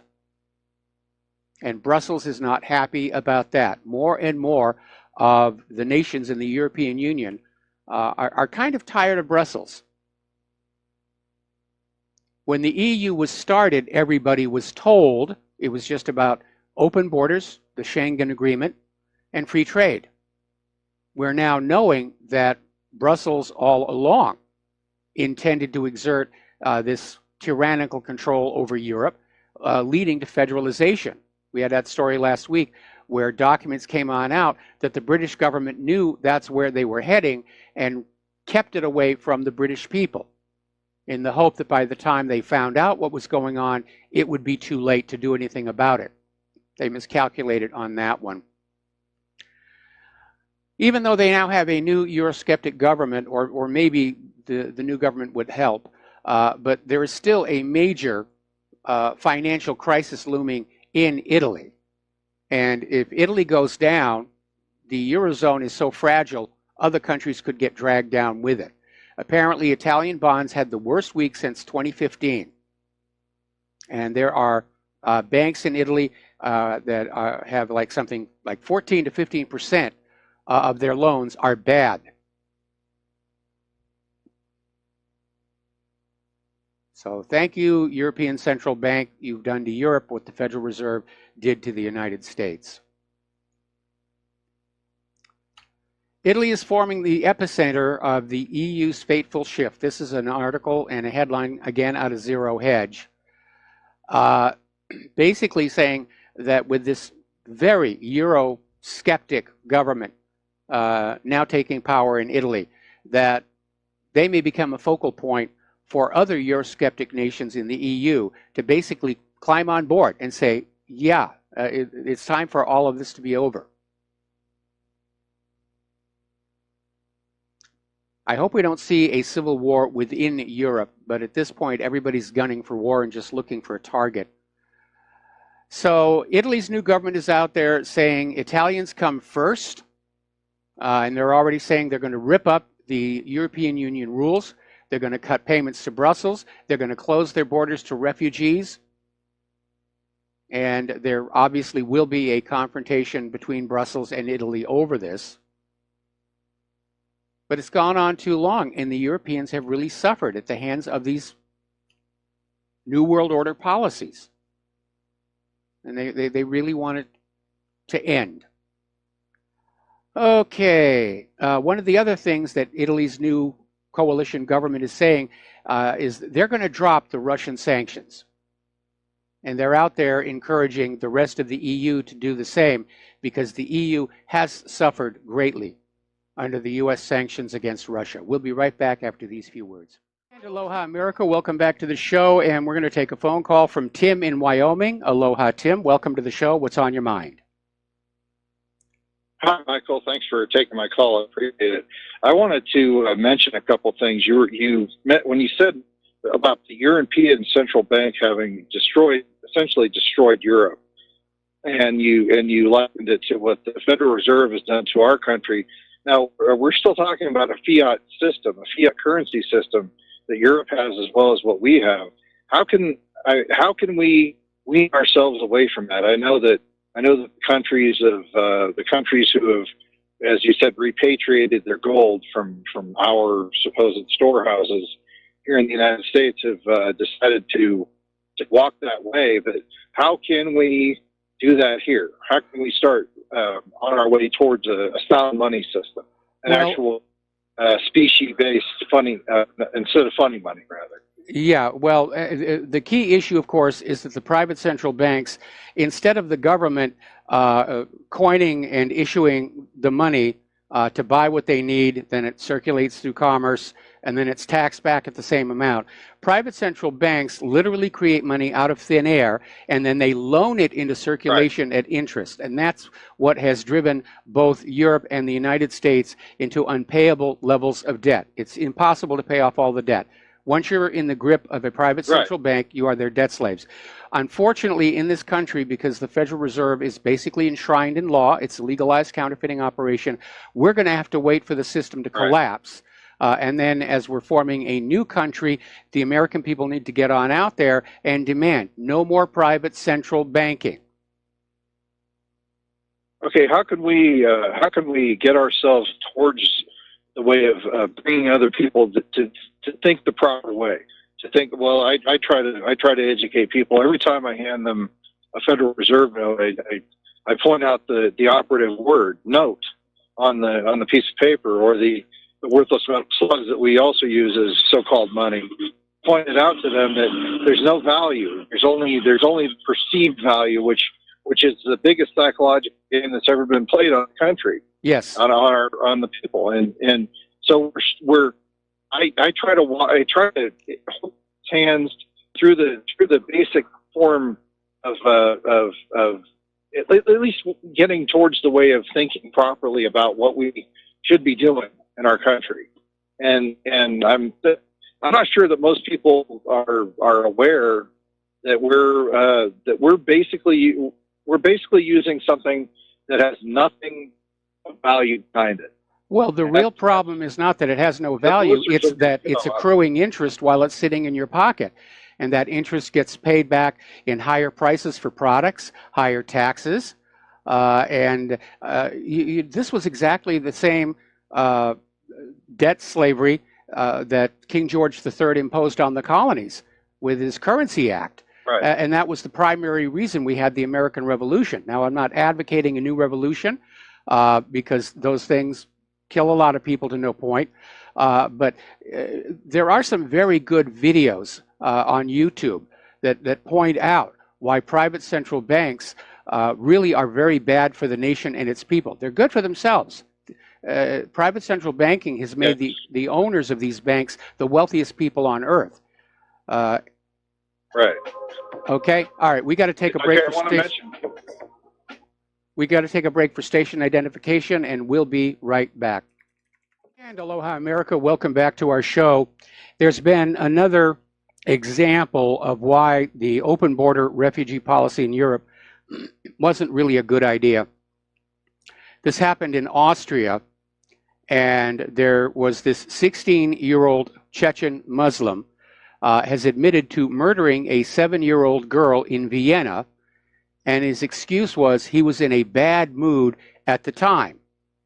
And he told police he was having a bad day, bad mood, general rage, and he basically stabbed this girl, wrapped her in plastic, and just threw her in a dumpster, and left the feet sticking out, which is how police spotted the body and realized there'd been a murder. Last week, there was a big stink when Donald Trump came on out describing members of the MS-13 gang as animals. Liberals immediately jumped on him and said, "How dare you call illegal immigrants animals?"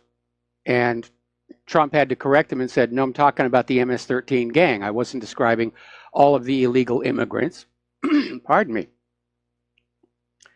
And then, amazingly enough, some of the liberals came on out trying to defend this vicious gang,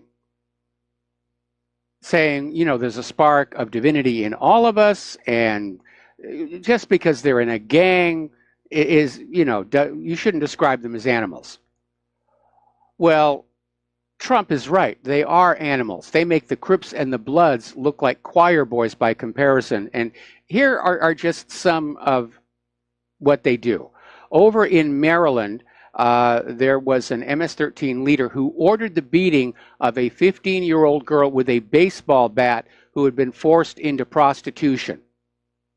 Apparently, 2 other Salvadoran nationals were also named in that particular case. Let's see. Oh, this is a good one. Also in Maryland, MS-13 members, a gang of 10, murdered this man by stabbing him more than 100 times, beheading and dismembering him, and cutting out his heart. Apparently, they beat him so badly, police are still having trouble identifying him. Over in New York, MS-13 gang members, some of whom are illegal immigrants, stabbed New York teen girls to death. 2 of them.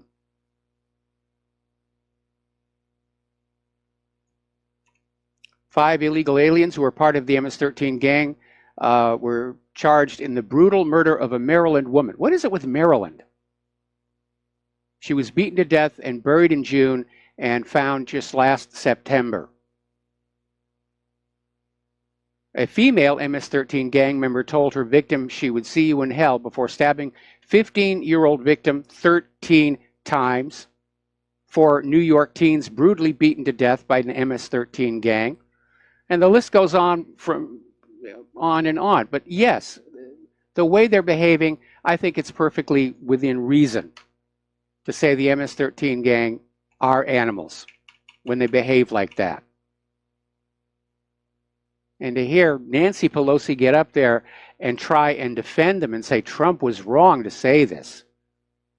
There are times when political correctness can go just a little too far.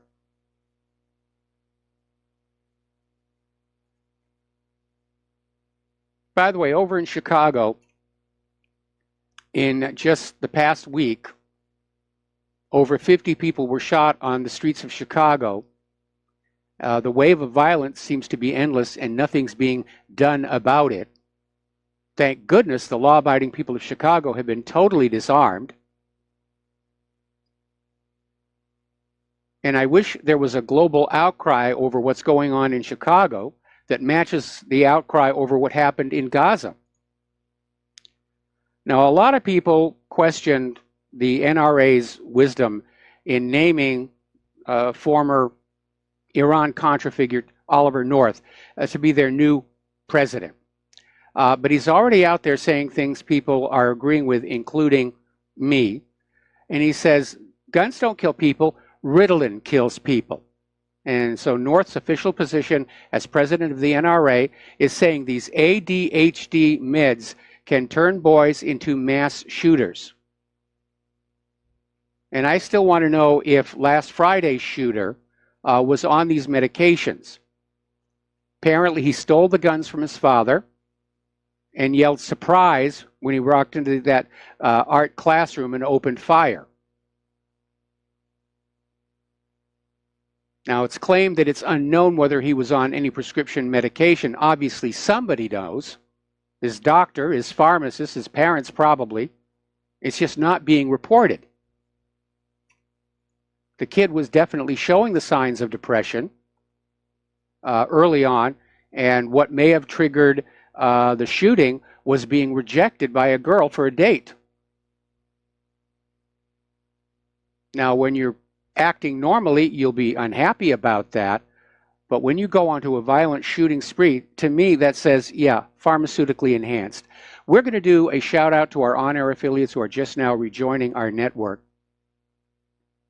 There is a new hate crime bill protecting police, and it's passed the House, even though it is a clear violation of the 10th Amendment. This is called the Protect and Serve Act, and it has a lot of bipartisan support. And they're basically telling the states that attacks on police will be treated as hate crimes. Now, the House Liberty Caucus opposed the creation of this new federal hate crime, which it said violates the Constitution because the 10th Amendment grants authority to prosecute offenses against state and local cops only to the states. And this is an attempt now to federalize criminal law, which the federal government is not supposed to do. Now, last week we ran a story about how somebody actually looked at the numbers and discovered there really isn't a war on police, that the number of police who are dying in the line of duty is pretty much flat. It was just being hyped up in the media, possibly to support this bill. The same study also found that there is no war on blacks by the police officers. In fact, police are shooting more white people than black people because of the adverse publicity. We're going to take a phone call now from Francis in North Carolina. Aloha, Francis. Welcome to the show. What's on your mind? Hello, aloha to you both. Aloha. Yeah, about these political groups and so forth, nauseam that's going on and who's doing what and Trump, Deepu, and so forth. It prompted me to recall something I run across earlier. Whenever you go on like YouTube or whatever and you're looking up a video or something, and it generally will put up a little window that is trying to sell you something or take you to another link or whatever, I come across something really interesting. I actually come across one that actually talked about, do you think that illegal immigrants should be allowed to put in or receive Social Security benefits and so forth?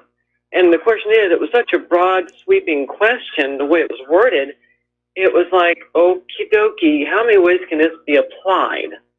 And so as much as I wanted to respond to it, I put on my brakes because a red light went off in my head.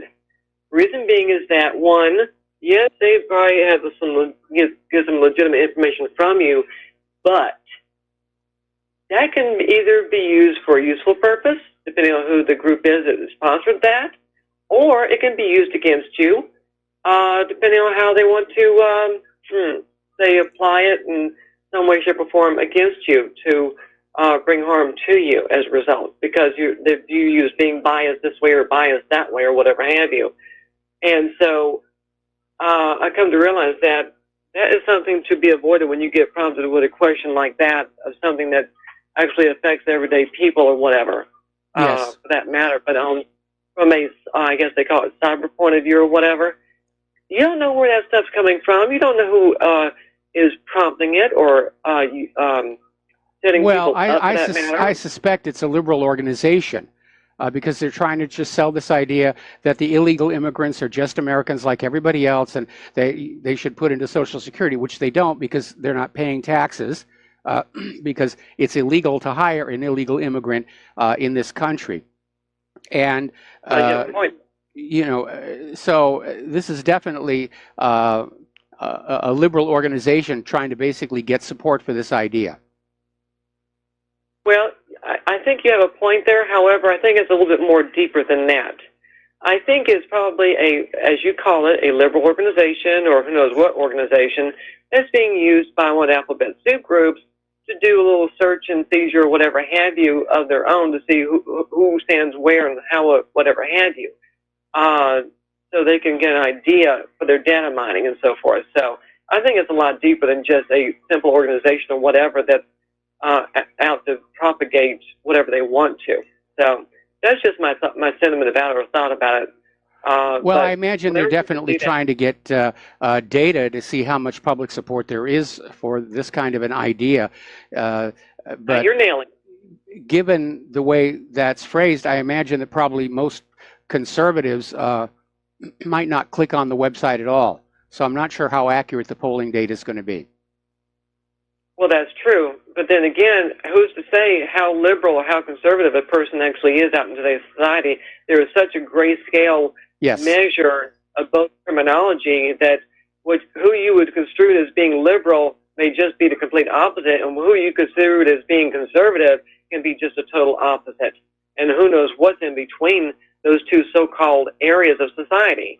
So I just find the whole thing about how people use terminology as far as designated parts of society to be absolutely hilarious, because it's just like a kangaroo court, I guess you could say. Yeah. In a matter of speaking. So anyway, just thought I'd pass it by in case somebody happens to see that kind of trap or whatever. It could actually be a trap for them too. That can be used against them. I think that's getting a little too concerned about that. I mean, we know everything is being surveilled anyway. All right, Francis, thank you for the phone call. Thanks so much. We're going to let you go and switch over to the Sovereign Man. Aloha, Sovereign. Welcome to the show. What's on your mind? I just wanted to give a shout out to Congressional Representative Alex Munia, West Virginia. He has presented a bill to bring the United States back to the gold and silver standard. I would love to see that happen. I think I would be surprised if it even made it to the floor. Yeah, but I mean, that's a little hopeful, isn't it? I'm tired of getting along on hope. We all hoped Trump was going to keep his campaign promises. We all hope he's going to fix things. I want to see action happening now. I'm not going to get excited about a gold standard until it's actually restored. I'm not going to get excited about election reform until it's actually happening. I'm not going to get excited about vaccine safety until vaccines are actually safe. Yeah, I agree. But, we can act locally. That you can start implementing things local with yourself and with your community and with the people that you associate with. I think that's key, isn't it? Well, it's one way of doing it. I mean, during economic downturns, during the Civil War, local communities would come up with their own currency. Because the U.S. dollars and the Confederate dollars were considered so unreliable. Both sides were massively counterfeiting each other's currency to try and wreck it. Yeah, I agree. I would like to reply to Francis.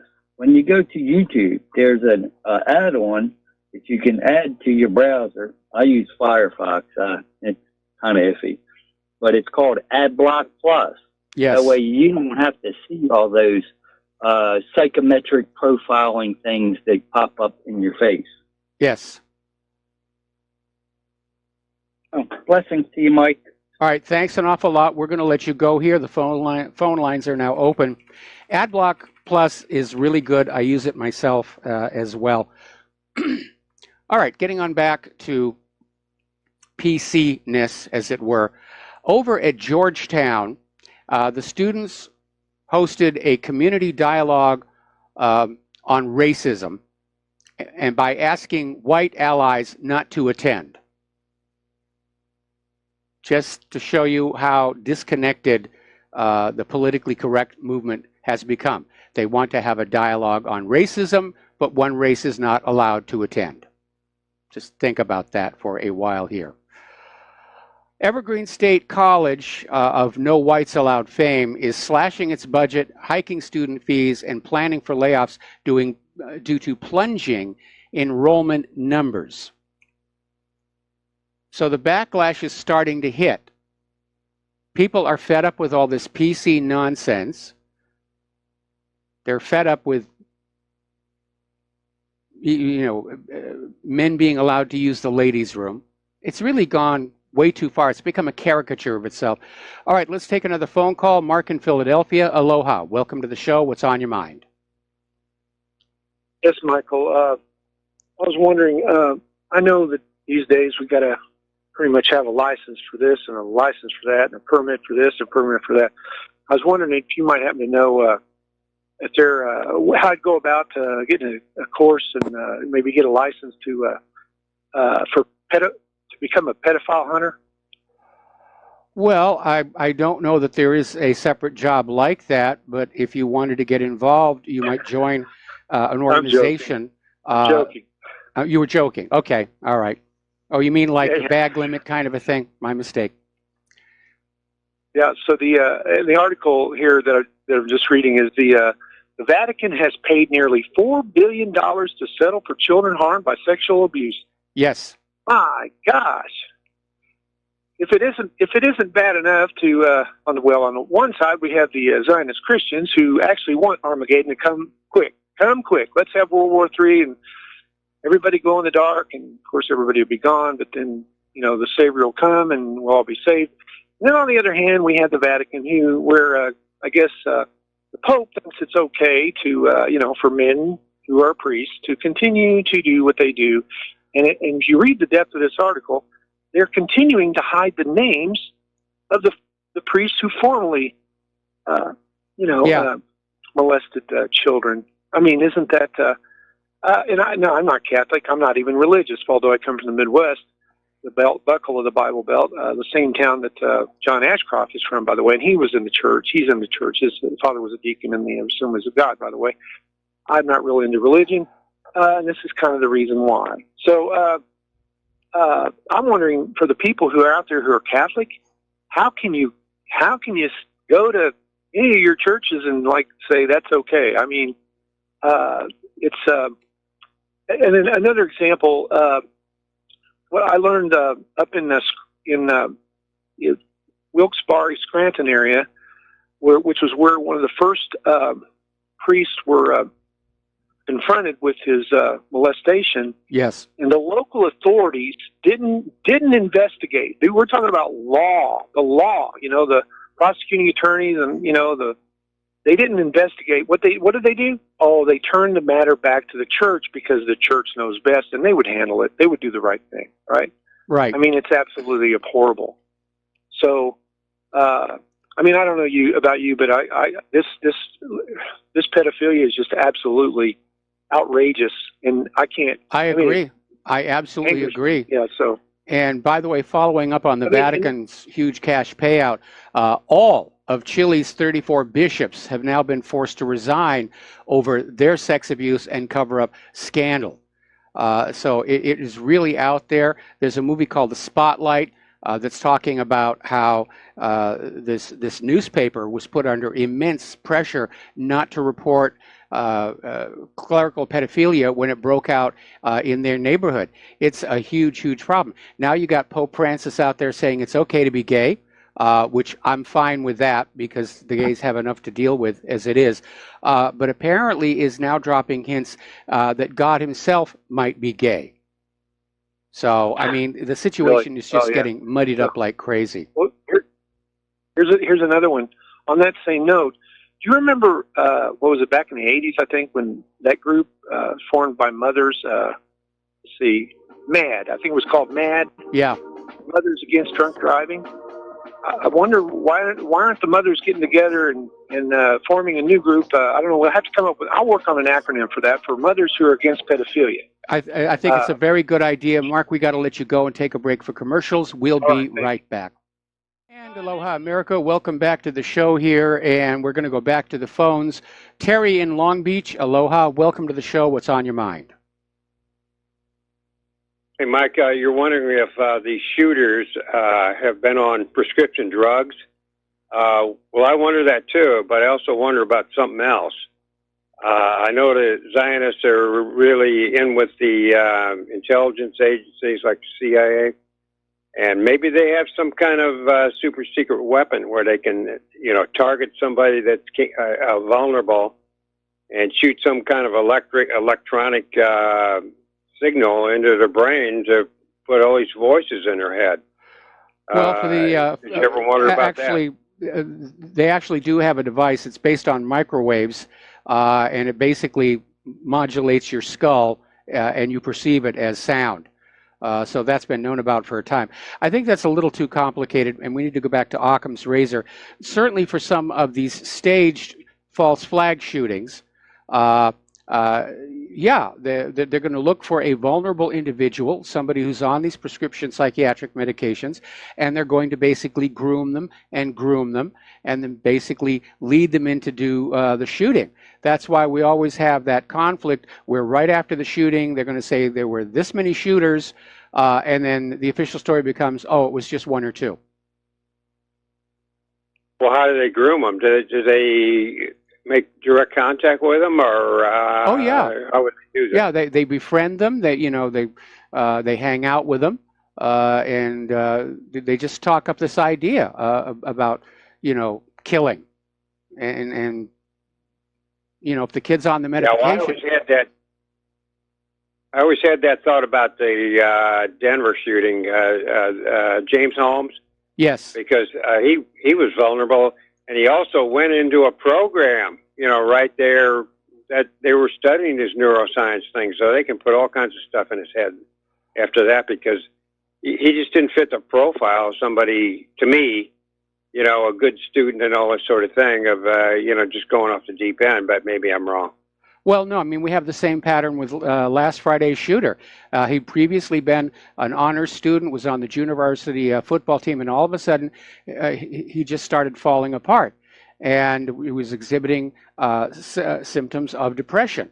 And so at that point, the logical question is, was he prescribed prescription antidepressants? Now, if you go over to ssristories.org, you will see all these case histories of people who were perfectly fine until they were put on these medications, and then they get violent, they beat their spouse, they try and commit suicide, they go on mass shootings. These are very dangerous chemicals, but they make money. And as long as they're making money, nothing will be done about it. Same problem we have with vaccines and GMOs. Well, I guess they got some kind of cover-up where they won't let people do a full investigation, or there's nobody to do it. Because, you know, like you say, you can't even find out if he's on drugs. And then to carry that investigation one step further, you know, who was talking to him the last, you know, month or so, or 2 months, whatever, and find out what kind of influence they had on him. But we don't have any investigation like that.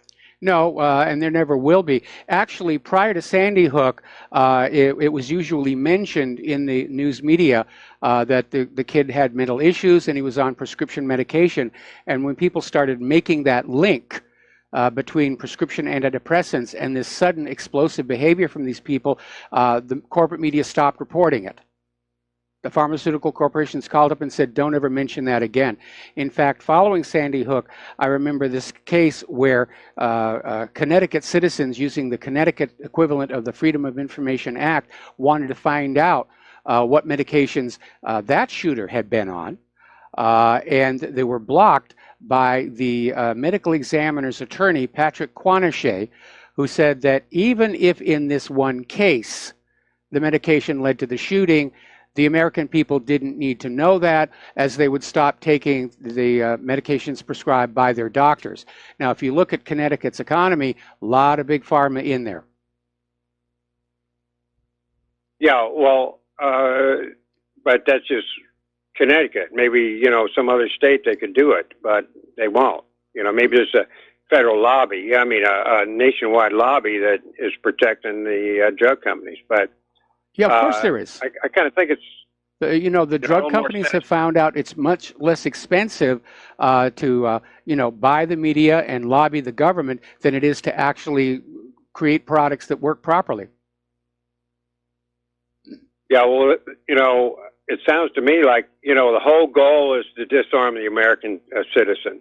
Absolutely. And, you know, and when they do that, then look for something that happened in 1917 in Russia, you know, because it might be generations of the same people that are doing it too. You never know.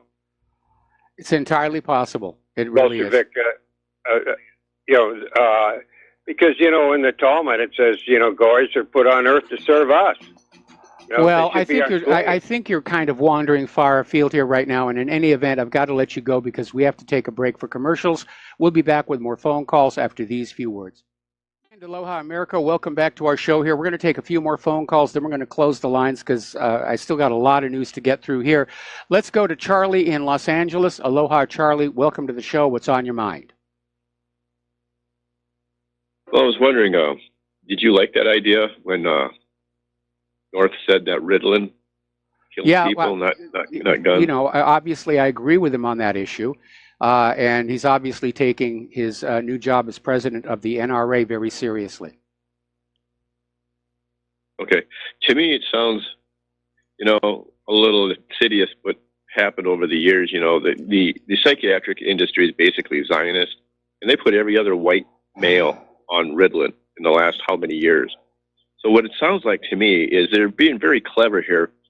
This mental health aspect that we're hearing in the gun control campaign, they're going to, if you've ever been on Ritalin and the psychiatric industry knows who's been on it, they're just going to take your guns. And I think it's, you know, it's not going to be too long. People are going to be able to figure this out. It's not that You know, well, it's a little there's an obvious issue there. There's that an every issue other there. I white mean, male. once you're off the Ritalin, you're going to be fine. It's while you're on these medications or while you're withdrawing from them that you are at risk. Now, in the case of last Friday's situation, apparently this kid stole the shotgun and .38 revolver from his father. I guess they weren't locked up solid enough, and probably the parents had no reason to think they needed to be. But again, this has all the hallmarks of being, exacerbated by a prescription antidepressant. That's if that's what really happened, and that's what the television tells us what happened.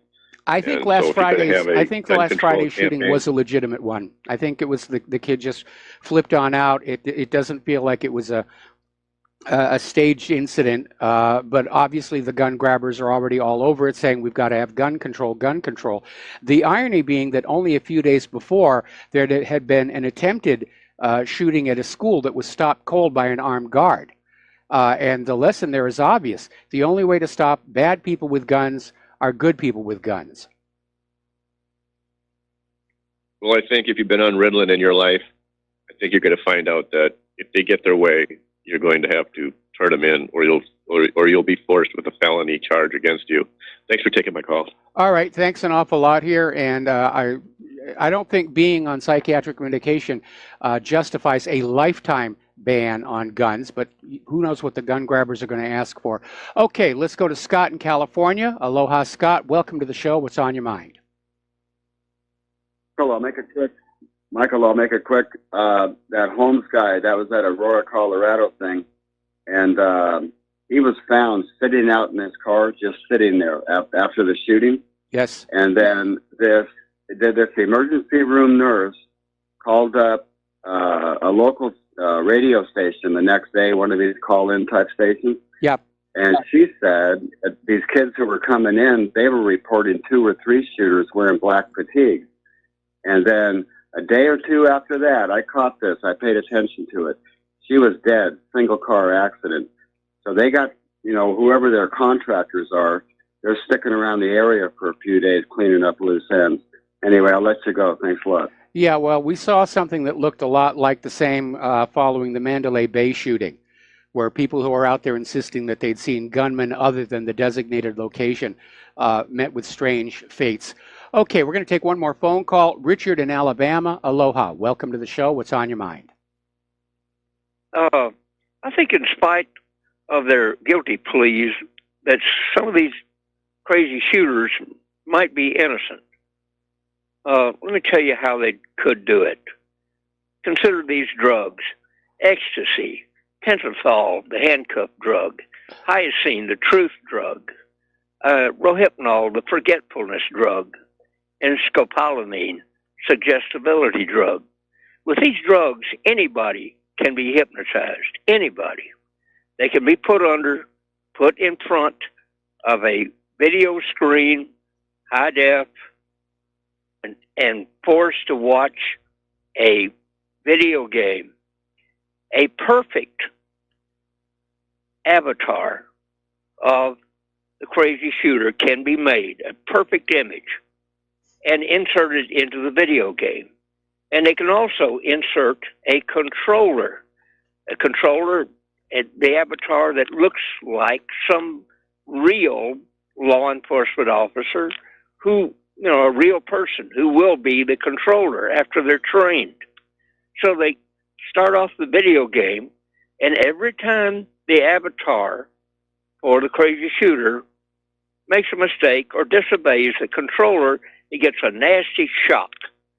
But if he obeys and if he succeeds in his mission, then he gets a dose of euphoria, serotonin. Well, again, you're making this more complicated than it needs to be.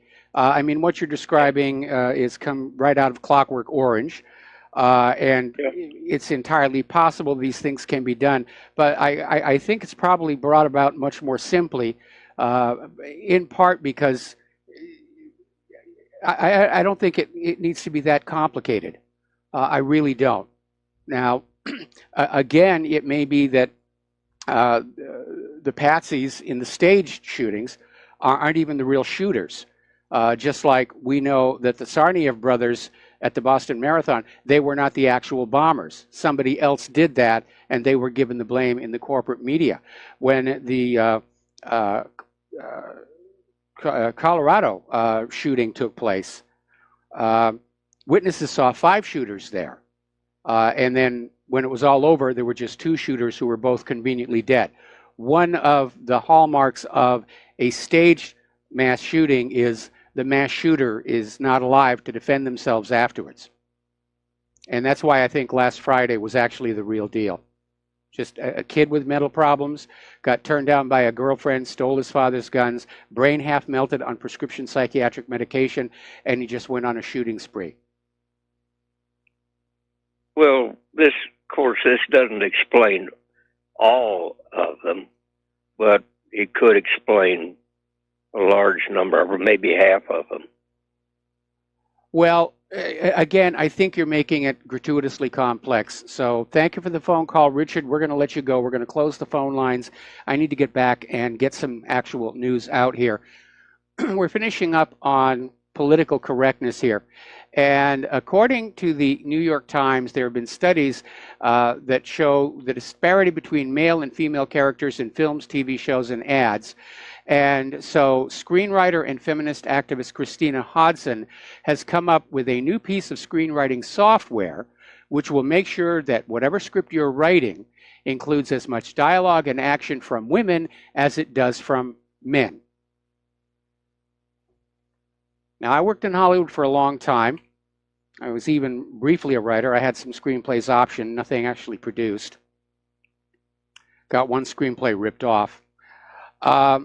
There have been efforts to have computers assist in the screenwriting process, especially for series television, and it doesn't really work on out because computers obviously are not human beings. They don't identify with human beings. They don't share experiences with human beings, and therefore they cannot write about the human experience. Now, this piece of software isn't doing the actual writing, but it's filtering what is being written. And I'm predicting that this piece of software is basically going to put out junk that nobody's going to want to watch. Especially, people are PC'd out. They really had it with all of this stuff. And they really want it to go away. They want to go back to where men are men and women are women. There are differences that we are born with, and we just, we don't judge on the basis of it, but we don't pretend those differences don't exist. That's just plain silly. Continuing on the subject of computers here, Samsung has come out with a new TV commercial poking fun at the iPhone. And the commercial is basically promoting the launch of the 128 gigabyte and 256 gigabyte editions of the Galaxy S9. Boy, that is a lot of memory. And the commercial is basically showing an iPhone owner with an older iPhone, and it's slowing way, way down. And they get frustrated and they get upset.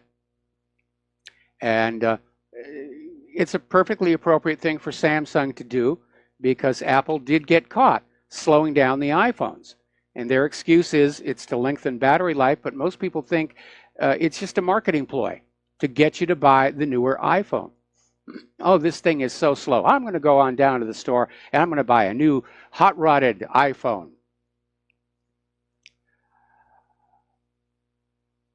Following up on the so-called Spectre vulnerability, experts are now warning there's a new Super Spectre bug, and it uses a flaw in the chip or an NSA-mandated backdoor, take your pick, to access all the secrets stored on a machine.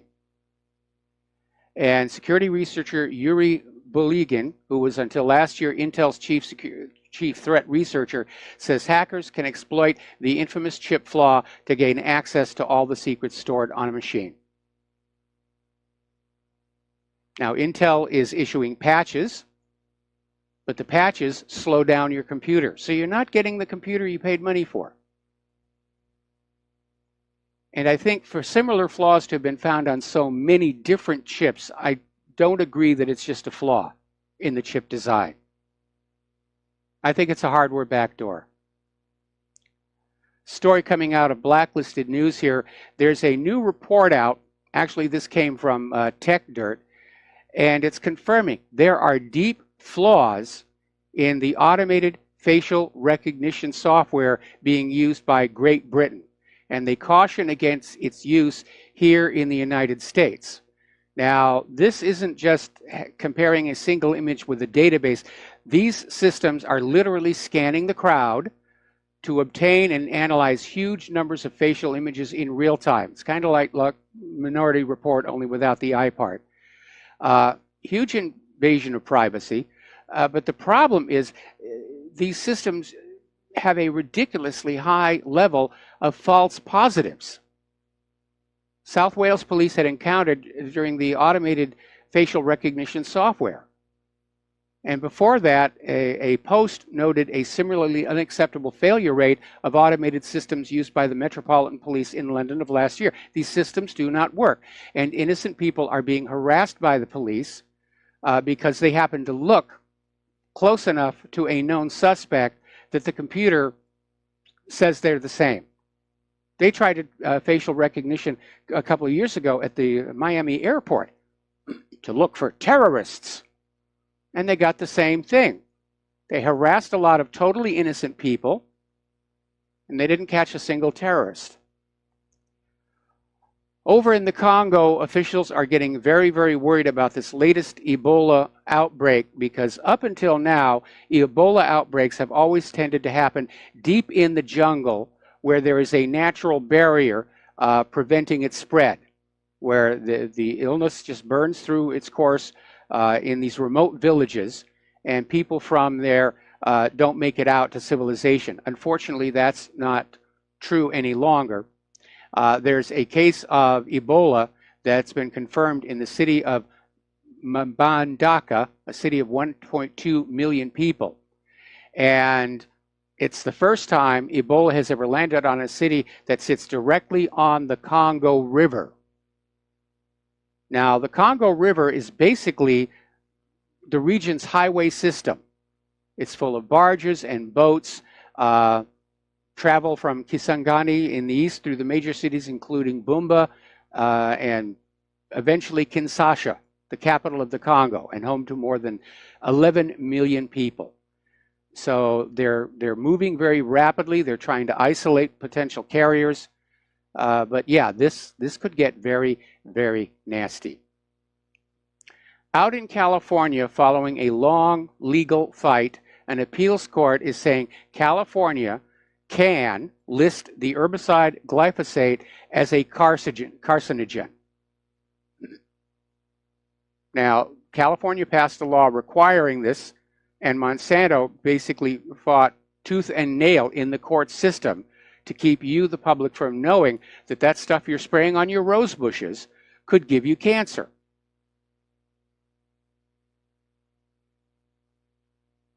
So again, we live in a society where dangerous, bad products are allowed to be sold as long as it's making its manufacturer enough money where they can buy the media and buy the politicians. Now, along similar lines here over at Global Research in Canada, they have an article about how all of a sudden children seem to be sicker than they used to be. And I've seen the same thing myself. I look back on my own childhood. Hardly anybody got sick. We'd go through that measles and mumps thing once. But this article is saying that the problem here is outdated medical models that struggle with chronic diseases and overlook the impact that the food we eat has on us. And people are still talking about the safety of genetically modified foods and their associated pesticides. And more parents are discovering that they can get their children healthy again simply by changing their diet. But there are a lot of chemicals in processed food, manufactured food. You ought to read those ingredient labels sometimes. And I know the type is very, very tiny, but just whip out that little magnifying glass on your Swiss Army knife and just look through those. And Claire and I, when we're shopping, if I see a lot of chemical names, we don't buy the product. And as soon as somebody has that app out to read the new QR code for GMO labeling, we're going to get that. Because it is very obvious to these food corporations, to Monsanto, that our health is simply not a factor. It's not important. In fact, it's a double brand of brothers. The food industry and Monsanto make us chronically ill. We go to the medical industrial complex and spend a lot of money trying to get better on things that really do not work.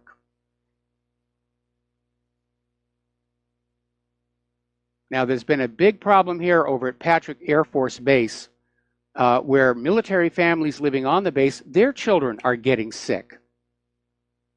And it turns out that the Air Force wasn't being very careful with where they disposed their toxic waste. They just dumped it on open land where military housing was later built. And the kids play in the dirt, as kids do. They play in the mud, and they're coming down sick. All right, we're going to take another break for commercials. Back with the last segment of our program after these few words. Aloha, America. Welcome back to our show. Last segment of our program on this Monday. And it's time to give you an update on our local news, meaning the volcano. The lava flowing out of the rift area is starting to speed up because now we're starting to see the new, very hot, much more liquid lava basically chasing the last of the old lava that's just been lying down there since a previous eruption. It's chasing it on out of there. So the lava flow has increased. It's running a lot more rapidly across the ground. There's been one injury reported now. So far, everybody's been safe, but one injury. Somebody got a little too close to the volcano, was hit in the leg with what's called a lava bomb, meaning a rock, and it broke his leg. So again, if you're actually here in Hawaii and you want to see the volcano, watch it from a safe distance. It is an active volcano. It has been for a lot of years. And there are safe ways to see it and unsafe ways, obviously. So there's a lot of gases coming on out from the volcano. Right now, today, we have the trade winds, so it's blowing off to the southwest and away from the rest of the islands. But residents on the Big Island are being advised to prepare for rapid changes in air quality. And they're warning about increased levels of sulfur dioxide. Now, we've now had 3 of these giant ash eruptions at Kilauea. And the first one was the largest. Looking at it from a distance objectively, it would almost seem like it's kind of winding down bit by bit. But volcanologists are still out there saying there is still they think, a big one coming.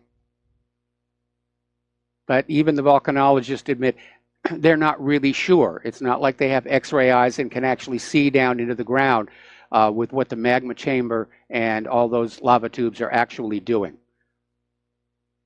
Maybe what they're thinking is they don't want people to start relaxing and say, well, this one's over and we can go back in. They're definitely saying, no, it's not over. It's going to go on for a very, very long time. I think we're now up to something like 22 fissures, and a new one opened up in Lower Puna. Most of them are still spewing lava. A few of them have quieted down. But experts are saying this could go on for weeks. Volcanologist Janine Krippner of Concord University in West Virginia said, there's just so many variables. It's complicated like a bad Facebook relationship status, which I think is kind of a weird way to describe an active volcano.